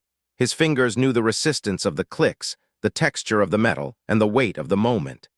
He explained the logic of the dual sniper system as if he were reciting a holy text. Priority would always go to whoever had the cleaner shot, the more stable platform. If they were equal, the world was split down the middle. Callahan took the left, Brennan took the right. If one was already engaging and fresh targets appeared, the free shooter would pick them up instantly. No confirmation needed, no permission sought. Callahan listened, her mind running through a silent mental checklist. She understood the theory, but the execution was a different beast entirely. The key was trust, a raw, unyielding trust that allowed two people to make life and death calls in real time without the luxury of second-guessing. That was a high bar to clear. For 12 years, she had functioned as a ghost, either working entirely solo or with a dedicated spotter whose only job was to feed her data. Having another primary sniper in the equation wasn't just a tactical adjustment. It required a fundamental rewiring of every survival instinct she possessed. Brennan acknowledged this with a grim nod. They had both seen how quickly the wheels could come off, most notably during the Nazari operation. If she had been able to engage the targets he took while maintaining her own sector, the list of casualties might have been shorter. It was a cold truth, but the only kind that mattered in their line of work. They settled into the dirt, the heat of the range rising in shimmering waves off the hard-packed earth. Brennan lined up on a steel silhouette at 800 meters. He laid out the drill. He would take the first shot, and Callahan would follow immediately on the adjacent target, simulating a scenario where multiple threats manifested at once. For the next hour, the air was filled with the rhythmic, suppressed crack of rifles and the dull ring of lead-hitting steel. They worked through scenario after scenario, their bodies becoming extensions of the machinery. Brennan would engage, and within a heartbeat, Callahan would transition to her mark. Their voices were low and steady over the simulated radio chatter, calling out shots and confirmations in a language composed of numbers and brief, clipped affirmations. The coordination was jagged at first. There were overlapping shots where both fired at the same target, and there were hesitations where a second of silence felt like an eternity. But as the sun began its slow descent, the friction started to wear away. The jagged edges smoothed into a synchronicity that felt less like two people working together and more like a single organism with two sets of eyes and two triggers. After a particularly grueling sequence where they engaged 8 targets in rapid succession, Brennan finally broke the rhythm to check the clock. 42 seconds. In a real-world engagement, that was a lifetime. They both knew it. But they also knew they were learning a new dance, and perfection was a destination they hadn't reached yet. Brennan cleared his rifle, the brass clinking softly against the stones, and turned to look at her. He asked the question that had been eating at him since the debrief of the Nazari mission. He wanted to know what had been going through her head in those final seconds when she was waiting for the target to expose himself at the truck. From his vantage point, the delay had been agonizing. If she had missed, 3 hostages would have died and the blood would have been on her hands for not taking an earlier, albeit riskier, shot. Callahan remained silent for a long moment, the ghost of that decision weighing on her shoulders. She remembered the heat, the smell of diesel, and the way the crosshairs had danced over the target's silhouette. Her logic was as sharp as a razor. She explained that if she had fired while the hostages were still exposed, any reflexive action from the target, a final, spasming pull of a trigger, would have ended those lives. By waiting until they were shielded by vehicle armor, she had accepted a higher risk of the target escaping, but she had maximized the hostages' probability of survival. It was a mathematical equation where the variables were human lives. Brennan pushed back, his voice tinged with a humanity that felt out of place on a firing range. He called it cold logic, especially when one of those variables was a 5-year-old child. Callahan didn't blink. She met his gaze with a steady, unyielding intensity. To her, emotion was the enemy of accuracy. It was a pollutant that clouded judgment and made fingers twitch at the wrong millisecond. She cared about the outcome. She wanted those children to go home, but in the infinitesimal space between the decision and the shot, she couldn't afford the luxury of caring. She had to be a machine of physics and training. When Brennan asked how she turned it off, she corrected him. She didn't turn it off, she compartmentalized it. She spoke of a mental box where all the empathy, the fear, and the horror were locked away during the mission. Only when the rifle was cased and the job was done did she allow herself to open that box and deal with the contents. Brennan shook his head, a veteran of a decade of service still marveling at the wall she had built inside her mind. Even after all his years, his heart still hammered against his ribs when he prepared to take a life. Callahan's response was clinical. Her heart rate actually dropped during engagements. It was a physiological response, a trained state of hyper-focus that the program had spent months drilling into her.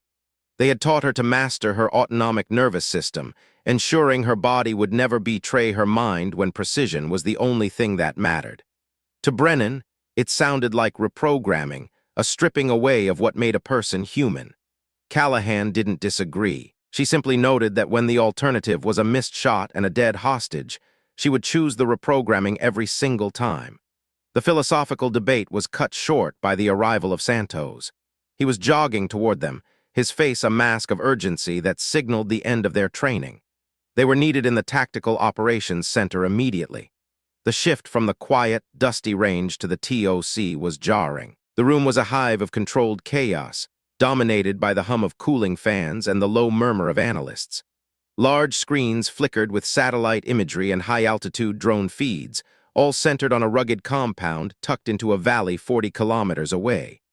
Commander Maddox stood at the heart of the storm, flanked by Stone and Crawford, who were already deep into the tactical maps. The situation was dire. Intelligence had intercepted communications from a splinter cell seeking revenge for Nazari's death. They had snatched 4 Western aid workers, 2 Americans, a Brit, and a Canadian, and were holding them in the compound. The threat was explicit. Executions would begin at sundown unless a set of impossible demands was met. They had 6 hours, perhaps less. The satellite footage showed a nightmare of a layout. The compound was naturally defended by the terrain, with sentries perched on the high ground in positions that provided overlapping fields of fire. It was a fortress designed to lure a rescue team into a kill zone. Stone pointed out the primary obstacle. Any conventional approach would be spotted kilometers away. The sentries would light up the valley before an assault team could get within 500 meters of the walls. The only way in was to take out the eyes of the compound first. Maddox turned to Brennan and Callahan, his expression grim. He needed the sentries eliminated simultaneously and silently. If a single alarm was raised, the hostages would be executed before the breach team even hit the doors. This wasn't just a mission. It was a surgical requirement for total perfection. Callahan studied the topographical data, her mind already carving the landscape into sectors. There were 6 confirmed sentry positions, spread across 3 different ridgelines at distances ranging from 400 to 900 meters. Some positions were manned by pairs. It was too much for 2 shooters to handle at once.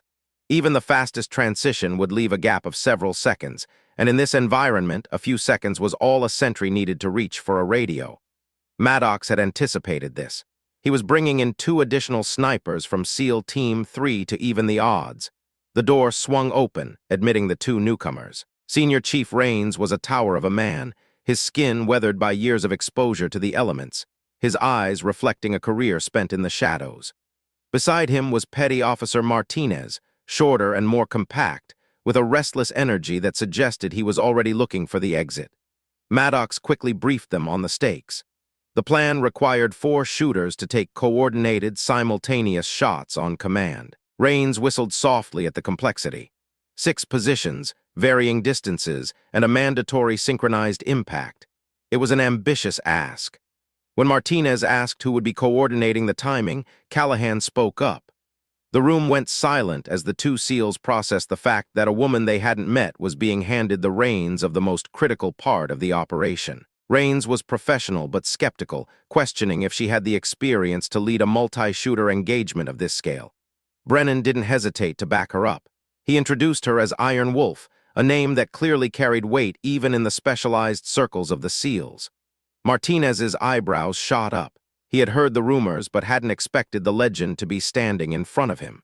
Maddox shut down any further debate. Callahan had operational authority. They would follow her lead or they would stay behind. The tension in the room was thick, a clash of egos and experiences, but it was overridden by the ticking clock. They had 75 minutes to zero their weapons and finalize their gear before the insertion. Martinez, still seeking a measure of the woman who would be calling his shot, asked why she was running the show. Callahan met his gaze without a hint of defensiveness. She told him the truth, because she had coordinated 8 shooters simultaneously in conditions far worse than these, and because the commander trusted her. If he wanted to argue about rank, he could do it after the hostages were safe. Rains nodded, a silent acknowledgement of her steel, and they moved to the range. The preparation was a blur of focused activity. Callahan watched Rains and Martinez as they worked. They were elite, there was no doubt about that, but she looked for the nuances in their form. She timed their engagement sequences, noting the tiny fractions of a second where they hesitated. Martinez was steady but took 4.2 seconds from identification to fire. Rains was faster at 3.8. Brennan was at 3.5. Callahan herself could do it in 3.1, but she wasn't timing herself to show off. She was timing them to build a master clock for the mission. She laid out the protocol with zero room for ambiguity. When she called the countdown, everyone had to be at a ready state, targets acquired, windage calculated, triggers prepped. The countdown would be 5 seconds, and the shot would happen at exactly 0. No exceptions. If a target moved, they had to adapt or call an abort instantly. The synchronicity was the only thing that mattered. If one man fired early or late, the entire house of cards would come tumbling down. 90 minutes later, the heavy thrum of helicopter rotors drowned out all conversation. They were airborne, the afternoon sun casting long, skeletal shadows across the desert floor. The deadline was 4 hours away, but the reality of logistics meant they were already fighting for every minute. Callahan spent the flight hunched over a tablet, memorizing the drone feeds. She saw the 8 hostiles clearly now. 2 of the positions were manned by pairs, which broke the symmetry of the 4-man sniper team. Someone would have to take a double. She claimed the responsibility for herself. She would take position 3, where 2 sentries stood 12 meters apart. She planned to transition between them in under 2 seconds. Brennan cautioned her, noting that if she missed the timing, the second sentry would have time to scream into his radio. Callahan's response was a flat statement of fact. She wouldn't miss, but she didn't stop there. She restructured the entire engagement to account for the difficulty. She would take 3 targets in total, handling the rapid transition at position 3, and then shifting her fire to position 5 at nearly 900 meters. Martinez was incredulous, but Callahan explained that the plan was about optimizing capability. She would take the hardest shots so the others could guarantee their kills. As the helicopter banked hard toward the insertion point, Maddox's voice crackled through their headsets with a final update.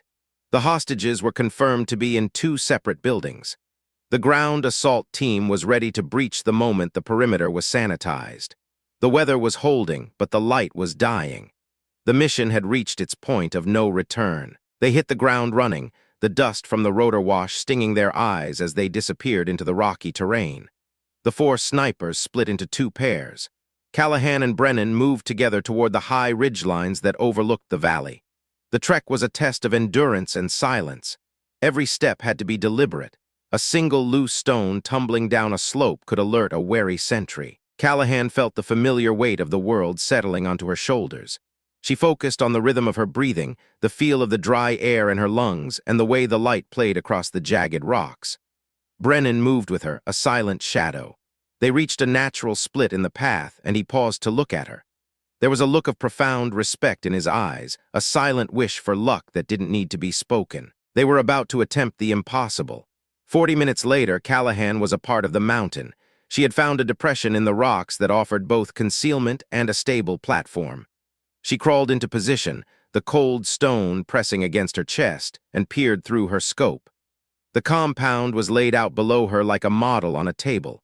She could see the sentries clearly. They were moving with the casual, dangerous confidence of men who believed they were untouchable. They were smoking, talking, and looking everywhere but at the ridges where death was waiting for them. She keyed her radio, her voice a ghost of a whisper. One by one, the other snipers checked in. Everyone was in position. Everyone had eyes on their marks. But a complication arose. Martinez reported that the wind at his location was gusting harder than the drone data had suggested. He was facing a 9-mile-per-hour crosswind from the northeast. Callahan didn't hesitate. She calculated the adjustment for him, giving him the precise mil-dot hold he needed to compensate for the drift at his distance. She was managing not just her own targets, but the physics of the entire team. Command gave the final authorization. The assault team was staged, hidden in the shadows of the valley floor, waiting for the sky to clear. Callahan took 3 slow, deep breaths. She felt her heart rate begin its descent, the world outside the scope fading into a blur of irrelevant noise. The compound became her entire universe. She saw the 2 men at position 3, her primary targets. They were standing near a low wall, laughing about something. They had no idea they were already dead. "All Overwatch elements, this is Iron Wolf," she whispered. The coldness had taken over now. The box was locked. "Final weapons check. Confirm ready status." The acknowledgements came back like clockwork. Overwatch 1 ready. Overwatch 3 ready. Overwatch 4 ready. Callahan settled her cheek against the stock of the rifle. The world narrowed to the fine black lines of the reticle. She could feel the heartbeat of the mission pulsing in the silence between her words. "Copy all. Stand by for countdown. On my mark, everyone fires simultaneously at 0. Acknowledge." 3 brief clicks of the radio confirmed the order. Callahan adjusted her aim, centering the crosshairs on the first of the 2 men at position 3. She would fire, bolt the rifle, and swing to the second target in a single, fluid motion that she had practiced until her muscles forgot how to do anything else. 5. She began, the word steady and rhythmic. Down in the compound, a sentry stretched his arms, yawning in the fading light. 4. Martinez adjusted his grip, his finger hovering just over the curve of the trigger, taking up the first stage of the pull. 3. Brennan was a statue, his eye glued to the optic, his entire being focused on the target 400 meters away. 2. The wind gusted, a sudden swirl of dust dancing across the valley floor. Callahan saw it, calculated the shift, and held her aim steady. 1. The world seemed to stop. The birds went silent. The shadows of the ridgeline stretched out to touch the walls of the compound. 0. The valley didn't erupt in noise. It was punctuated by a series of muffled metallic claps that sounded like heavy books falling onto a carpet. Through her scope, Callahan saw her first target drop as if his legs had turned to water. Before his body hit the ground, she had already cycled the bolt. The spent casing spun into the air, gleaming for a fraction of a second in the dying light. She swung the rifle, the reticle finding the second sentry who was just beginning to turn, his mouth opening to shout a question that would never be finished. The second shot caught him in the throat, the impact spinning him backward into the dirt. Callahan didn't pause to admire the work. She swung the rifle again, her eyes searching for position 5, 900 meters, a target the size of a postage stamp. She saw him. He was standing near a doorway, alerted by something he couldn't quite identify. She held for the wind, compensated for the drop, and squeezed. The rifle bucked against her shoulder, a familiar and comforting kick. A long second passed, the flight time of the bullet, and then the sentry vanished from the frame, his body disappearing into the shadows of the doorway. "Targets down at 3 and 5, she reported, her voice devoid of triumph, purely clinical. "Report status. Overwatch 1, targets 1 and 6 neutralized." Brennan's voice was a low growl. "Overwatch 3, target 2 neutralized. Reigns. Overwatch 4, target 4 neutralized." Martinez sounded breathless, the adrenaline finally hitting him. The valley remained quiet, no sirens wailed. No frantic voices erupted over the compound's radio frequency. The eyes of the fortress had been plucked out in a single, coordinated heartbeat. "Command, this is Iron Wolf. Perimeter is clear. You are green to go." "Copy, Iron Wolf. Moving now." From her high vantage point, Callahan watched as the shadows on the valley floor detached themselves from the darkness. The assault team moved like a liquid, flowing toward the walls with terrifying speed. They were through the outer gates before the first hostile inside realized anything was wrong. Flashes of light erupted inside the buildings, flashbangs, the precursors to the final breach. Callahan kept her eye on the scope, scanning for any remaining threats that might emerge from the buildings. Her job wasn't over until the hostages were on the helicopter. She saw a man emerge from a side door, a rifle in his hands, looking wildly around for the source of the intrusion. He never saw the flash of her muzzle. He slumped against the doorframe, his weapon clattering to the floor. Minutes passed, measured in the staccato bursts of suppressed gunfire and the frantic movement of tactical lights through the windows. Then the radio crackled again. "Command, we have the packages. All 4 confirmed alive. 2 with minor injuries but stable, moving to extraction point." Callahan let out a breath she felt like she'd been holding since she arrived at the range that morning. She didn't move, didn't celebrate. She remained behind the rifle, watching the rescue team lead the 4 aid workers, haggard, terrified, but walking, out into the open air of the valley. Only when the transport helicopter roared into the compound, its landing lights cutting through the darkness like the eyes of a vengeful god, did she finally sit back from the scope. She felt the coldness of the ridgeline seep into her bones. The box in her mind remained closed for now. There would be time later for the weight of what they had done to settle in. There would be time to remember the faces of the men she had killed and the terrified eyes of the people they had saved. Brennan's voice came over the link, sounding tired but satisfied. "Good shooting, Iron Wolf. That transition at position 3, I've never seen anything like it." "It was just the fundamentals, Brennan," she replied, though a small part of her allowed a flicker of pride to touch her thoughts. "Just like we practiced." They began the long hike back to the extraction point, 2 shadows moving through the rocks, leaving the silent valley behind.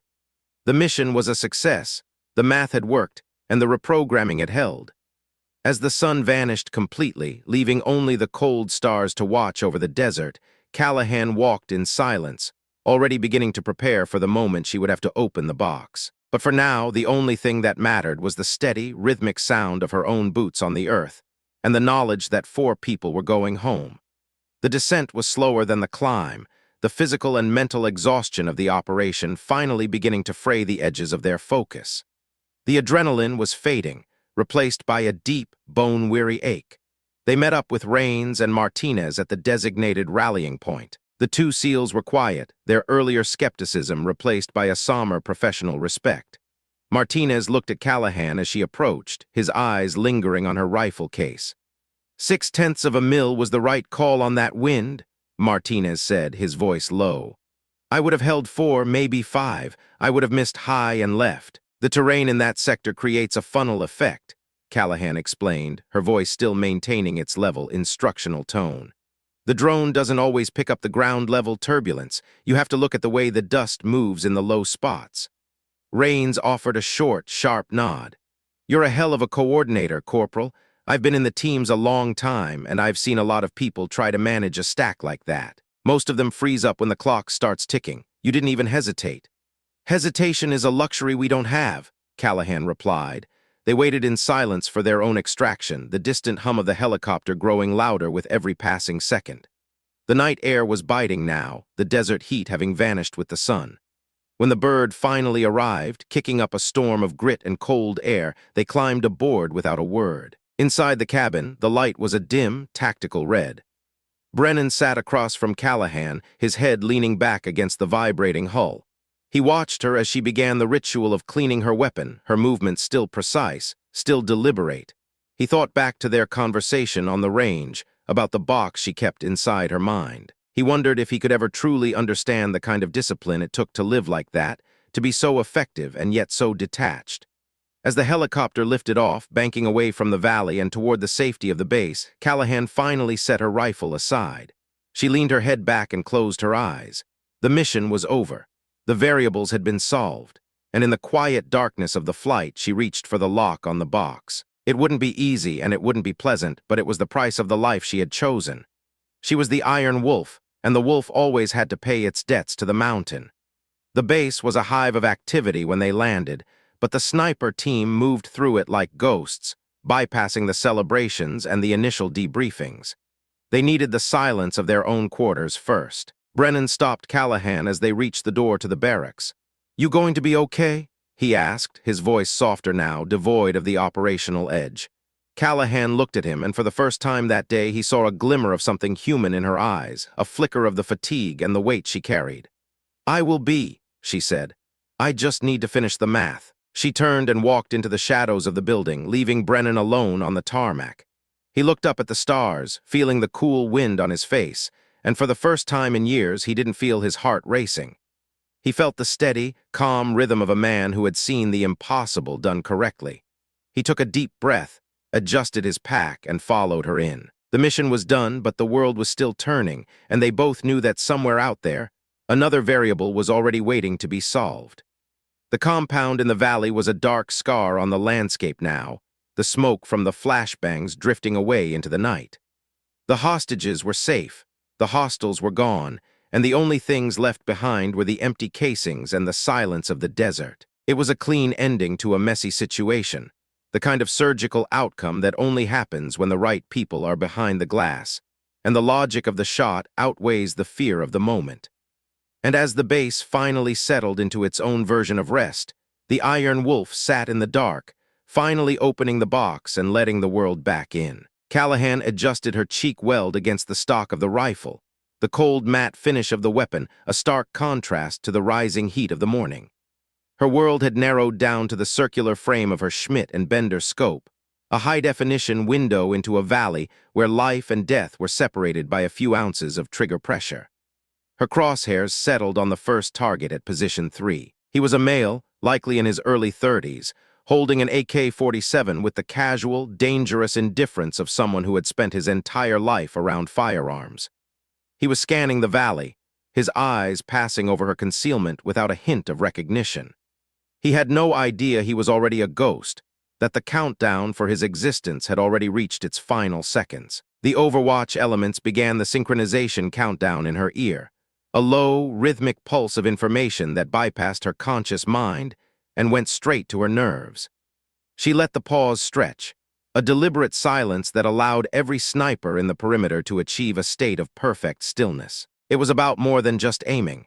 It was about trigger control, the rhythmic expansion and contraction of the lungs, and the absolute focus that turned a human being into an extension of a mechanical system.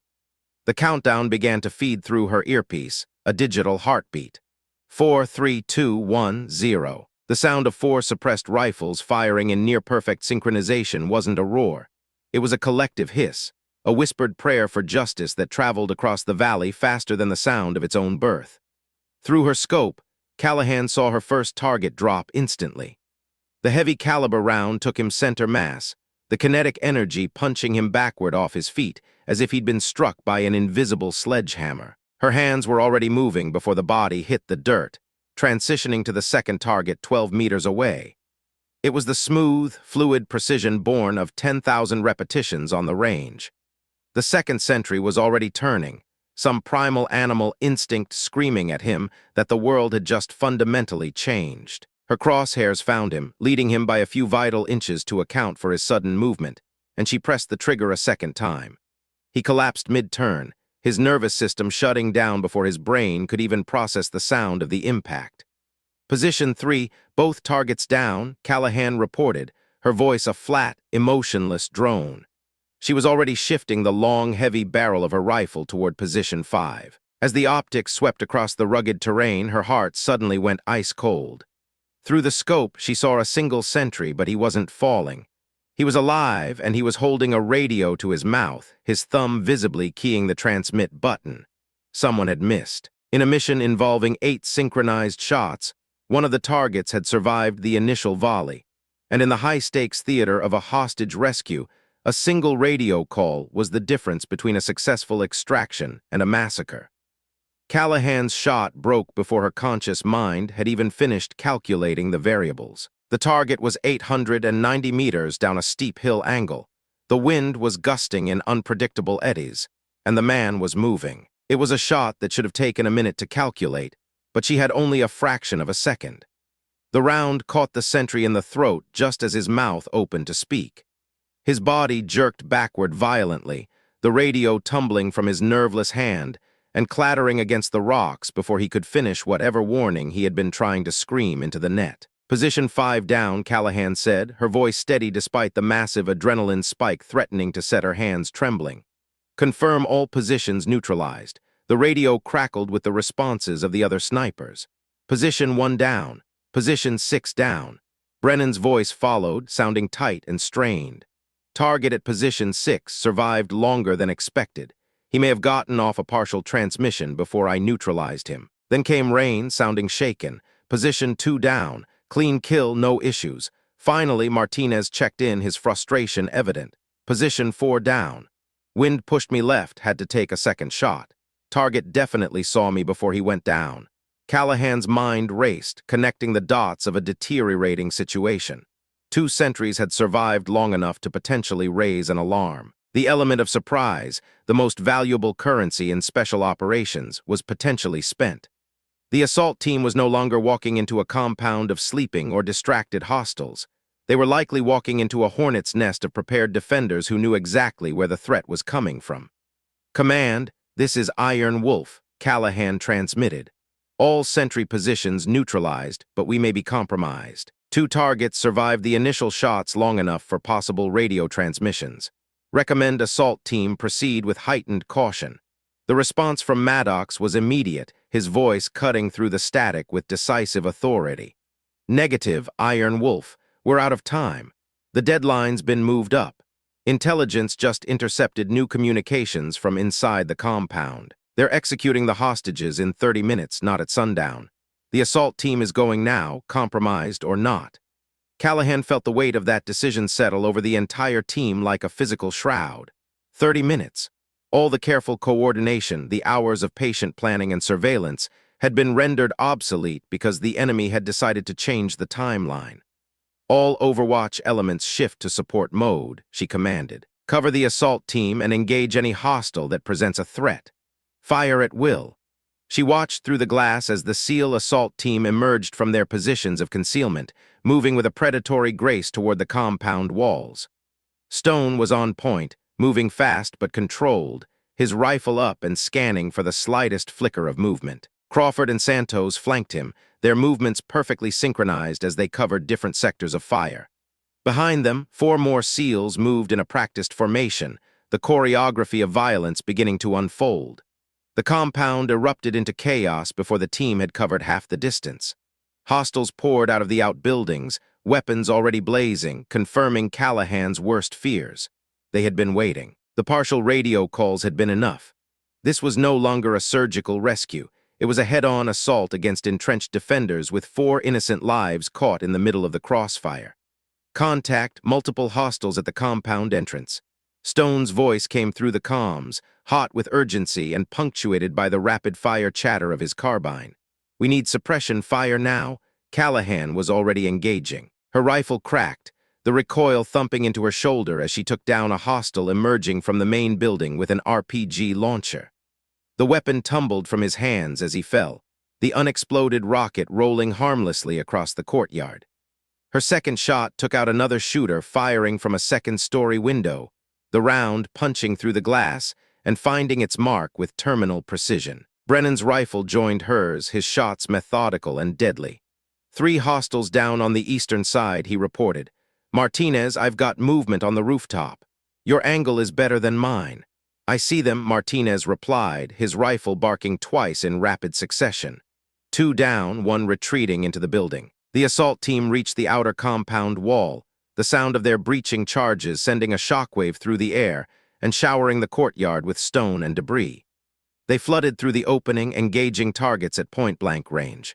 The sound of gunfire became a continuous, rolling roar that echoed off the valley walls, a cacophony of high-velocity lead and desperation. "Assault 1, we've reached the first hostage location." Santos' voice was nearly drowned out by the thunder of close-quarters combat. "Building is hot, taking fire from multiple positions inside. We need..." The transmission was cut off by a burst of static and the sound of Santos screaming something unintelligible over the din. "Assault 1, say again." Maddox's voice was sharp, demanding. "Santos, report." There was an agonizing 5-second delay before the radio crackled back to life. "Assault 1, we're pinned down. They've got the hostages wired with explosives. Repeat, hostages are rigged with wides. We can't just shoot our way in." Callahan felt the mission parameters shift again, the complexity of the situation multiplying by orders of magnitude. Hostages rigged with explosives meant they couldn't use grenades, breaching charges, or overwhelming firepower. Every shot had to be a surgical strike. Every movement had to be calculated to the millimeter, and the clock was still ticking. They had perhaps 20 minutes before those bombs were detonated, regardless of whether the SEALs were inside or not. "Command, this is Iron Wolf," Callahan said, her eyes scanning the structure. I have eyes on the building where Assault 1 is pinned. Second floor window, hostile with a detonator visible. He has his hand on the trigger. If he goes down, we need to make sure he doesn't have time to press it. Can you make that shot? Maddox asked. It was a question that carried the weight of 4 lives and the entire SEAL team. He wasn't just asking about her skill, he was asking if she could bypass the laws of biology. Could she kill a man so fast that his brain would never send the signal to his finger to contract? Yes, Callahan replied. There was no hesitation, no doubt. Just the cold, hard certainty of a professional who knew exactly what she was capable of. Take it, Maddox ordered. She acquired the target through her scope. He was a male, approximately 40 years old, bearded and holding a dead man's switch in his right hand. His finger was already resting on the button, a fraction of an inch from ending everything. The shot was a nightmare of ballistics. The angle was steep, the distance was 730 meters, and the requirement was absolute. He had to die instantly without a single muscular contraction. Callahan aimed for the brainstem. It was the off switch of the human body. If the bullet destroyed that specific cluster of nerves, the body wouldn't twitch, wouldn't spasm, and wouldn't react. It would simply stop, like a machine having its power cord severed. Her trigger press was as smooth as silk, a gradual buildup of pressure until the rifle surprised her with its discharge. Through the scope, she saw the hostile's head snap forward. There was no struggle, no final moment of realization. He simply collapsed, his body going limp as gravity took over. The detonator fell from his nerveless hand, bouncing harmlessly on the floorboards. In the background of the frame, Callahan saw one of the hostages, a young woman with blonde hair, staring at the fallen man in a state of shock, horror, and a sudden, desperate flicker of hope. Hostile with detonator eliminated, Callahan reported. Assault when the trigger man is down, but the explosives are still active. Proceed with extreme caution. Copy, Iron Wolf. Santo's voice came back, sounding steadier now. Breaching now. The next 5 minutes were the longest of Callahan's life. She watched the thermal signatures of the assault team through the walls of the building, her heart rate elevated but her body perfectly still. She watched as they cleared the building room by room, every movement measured against the possibility of a secondary trigger or a hidden timer. Every step was a gamble with eternity. We've got 2 hostages, American male and Canadian female, Santos reported, his voice finally breaking the tension. Both alive, both responsive. EOD is working on the vests now. Copy, Maddox replied. 2 hostages secured, 2 still missing. Clock is ticking, people. Second building, go now. Crawford led the element toward the second structure, moving with a frantic but disciplined urgency. They didn't have the luxury of caution anymore. Callahan tracked them, her rifle searching for any threat that might pop its head above a parapet or around a corner. A hostile appeared in a side doorway, and she dropped him with a headshot before he could even level his weapon. Another tried to retreat into a covered alley, but Brennan's round caught him mid-stride, sending him tumbling into the dirt. Overwatch elements, you're doing the Lord's work, Crawford panted over the radio. Keep it up. We're almost there. The second building proved to be even more of a fortress than the first. There were more hostiles, more barricades, and significantly less time on the clock. The assault team fought their way through a corridor filled with withering fire. Callahan watched through her scope, her stomach dropping as she saw one of the SEALs go down. His legs had been shattered by a burst of automatic fire from a concealed position.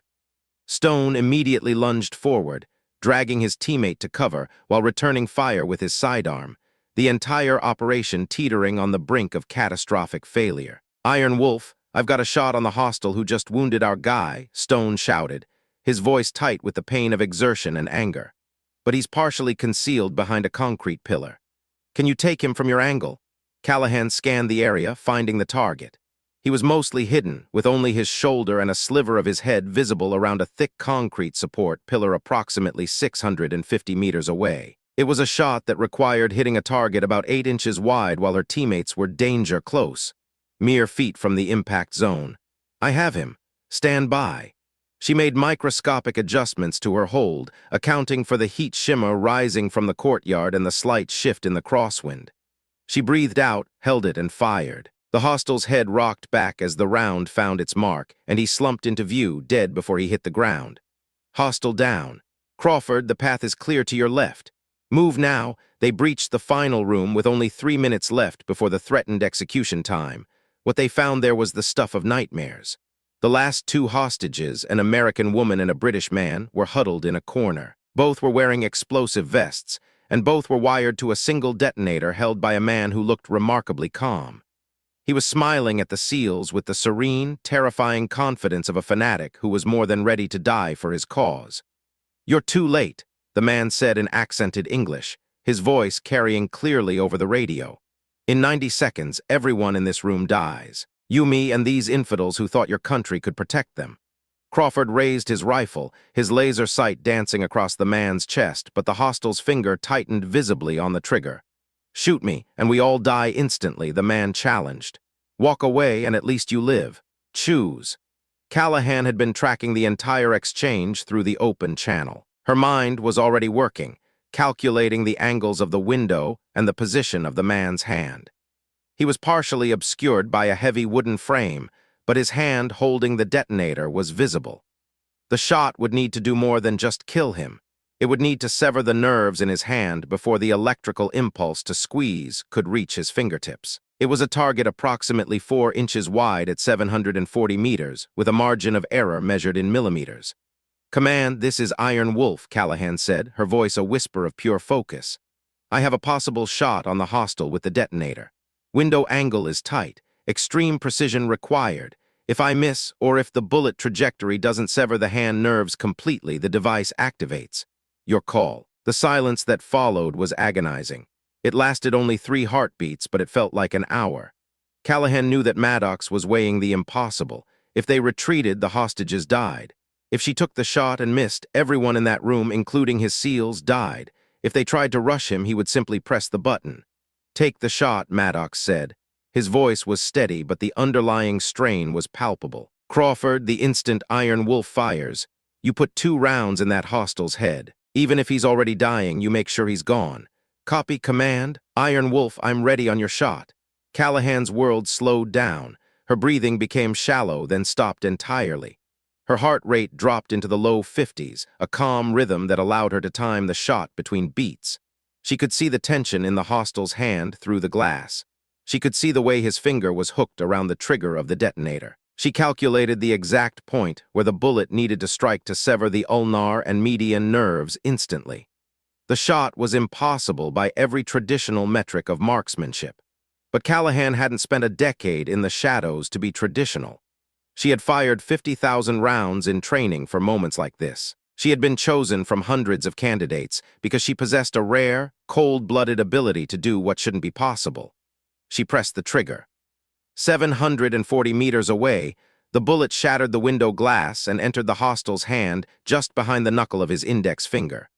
It pulverized bone, nerve, and tendon in a microsecond before exiting through the palm. His hand spasmed open involuntarily, the detonator slipping from his grip and clattering to the floor. A microsecond later, Crawford's 2 rounds impacted the man's skull, ending the threat forever. The detonator lay harmlessly on the ground. EOD technicians rushed into the room, their hands moving with frantic speed to disarm the vests, while Crawford and Stone pulled the hostages toward the exit. All hostages secured. Crawford's voice was raw, vibrating with an emotion he usually kept buried under layers of military discipline. "All 4 alive. Mission success. Iron Wolf, that was the most incredible shot I have ever seen in my entire life." The radio net, usually a place of strict protocol, erupted in a brief moment of cheers and relief. The assault team began their extraction, carrying the wounded SEAL, Ramirez, and escorting the rescued hostages toward the evacuation point where the helicopters were already inbound. Callahan remained in her position, her rifle still scanning the perimeter, providing overwatch until the very last person was clear of the danger zone.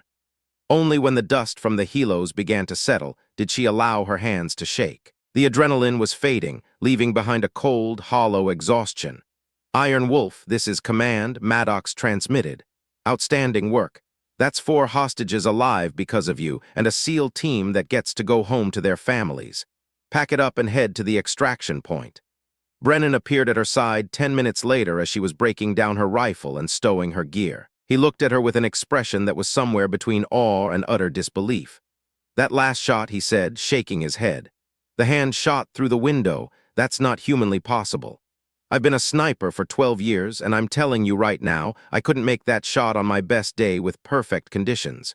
You made it under extreme pressure, at distance, with 4 lives hanging on it. Callahan looked up at him, the weight of the day finally pressing down on her shoulders. She thought of the 4 people who had been staring into the abyss and were now breathing fresh air. She thought of the SEAL team. I made the shots I needed to make, she said quietly. That's the job. No, Brennan said firmly. That's not just the job, that's being the best sniper I've ever worked with and probably the best I'll ever see. It's an honor to be on the same team. They hiked back to the extraction point in a companionable silence. When they arrived, the assault team was gathered around the hostages, providing medical care and water. The American woman, the one Callahan had seen through her scope, looked up and saw them approaching. She broke away from the group and ran toward Callahan, tears streaming down her face. "You're Iron Wolf?" she asked, her voice breaking. "I heard them calling you on the radio. You're the one who killed the man with the button." "I did," Callahan said, feeling a bit awkward as the woman threw her arms around her in a fierce, desperate hug. "Thank you," the woman sobbed. "Thank you for saving my life. Thank you for bringing us home." Callahan stood there for a moment, then slowly returned the embrace, her gloved hand patting the woman's back. "You're welcome," she whispered. "I'm just glad you're safe." When they finally returned to the base 3 hours later, the atmosphere was different. Colonel Hendricks was waiting on the tarmac alongside Maddox and several high-ranking officers from Theater Command. The debriefing that followed was professional and exhaustive, but there was an underlying tone of amazement in every question. They analyzed the synchronized shots, the rapid neutralization of the RPG threat, and the impossible hand shot that had saved the mission from a fiery conclusion. "Corporal Callahan," Hendricks said when the formal proceedings had ended, "I've been in special operations for 2 decades. I've worked with the finest shooters the military has to offer. What you accomplished today is among the most extraordinary examples of precision marksmanship I have ever witnessed. You saved lives today with a level of skill that is frankly hard to comprehend. Thank you for your service."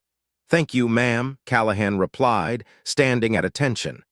After the brass departed, the SEAL team gathered around her. The air of skepticism that had greeted her arrival weeks ago was gone, replaced by a deep, earned respect. Stone was the first to step forward. "We owe you an apology," he said. "When you first arrived, we made some assumptions. We figured you were just support, comms, or intel. We didn't realize who we were actually dealing with. We're sorry for underestimating you." Callahan looked at him, her expression softening. "You don't need to apologize for assumptions, Stone. You just needed to see what was there instead of what you expected to see. Now you have." Santos stepped forward next. "Ramirez is going to be okay," he said. "The hostile you took out. The one behind the pillar, if you hadn't hit him, Ramirez wouldn't have made it. Doc says he'll walk again. He might even run. That matters to us. You matter to us." Crawford nodded in agreement. "You're not backup anymore, and you're not just support. You're Iron Wolf. That name means something now. It means when the world is falling apart and the mission is on the line, you're the one we want watching our backs. You're the one who makes the impossible shot." Callahan looked around at the circle of warriors. For the first time in her career, she felt the weight of being invisible lift. She was no longer just a ghost in the periphery. She was a vital part of the machine. "I'm proud to be part of this team," she said, "and I promise you, whenever you need that shot, I'll be there to take it." Maddox raised a cup of lukewarm base coffee in a silent toast. "To Iron Wolf," he said. "The sniper who proved that quiet strength and deadly skill are the only things that matter when the clock is ticking." The team echoed the sentiment, and for a brief moment, the harsh realities of their world were replaced by a sense of genuine camaraderie. 3 weeks later, Callahan was back on the range with Brennan. The heat was still there, the dust still swirled in the wind, but everything had changed. Their partnership was seamless now, a perfect harmony of observation and execution. They worked through coordination drills that had become second nature, each knowing what the other was thinking before a word was spoken. "You ever think about what comes after all this?" Brennan asked during a lull in the shooting. "After the deployments and the missions that push you to the edge?" "Sometimes," Callahan admitted, squinting against the sun. "But mostly I think about the next shot, the next time we're needed to tip the scales." "That's a good way to look at it," Brennan said, checking his chamber. "For what it's worth, I'm glad Maddox ordered Iron Wolf to take point that night. It changed how I think about what it means to be the best. It's not about who's the loudest or who has the most bravado. It's about who can deliver when it counts." Callahan looked out over the range, the memories of the valley still fresh in her mind. The job doesn't care about titles or expectations, she said. It only cares about results, but being seen for what I actually am. That's better than being invisible. And working with people who understand that skill is the only true currency. That's worth everything. They returned to their rifles, the rhythmic crack of their shots echoing across the desert. They were two snipers in perfect sync, waiting for the next impossible mission, the next call into the darkness. And when that call came, Iron Wolf would be ready. She wouldn't be support, and she wouldn't be an afterthought. She would be the quiet professional, the one who lived in the space between heartbeats, the one who made the impossible shots and brought everyone home. Because that was the job, and she was the best in the world at doing it.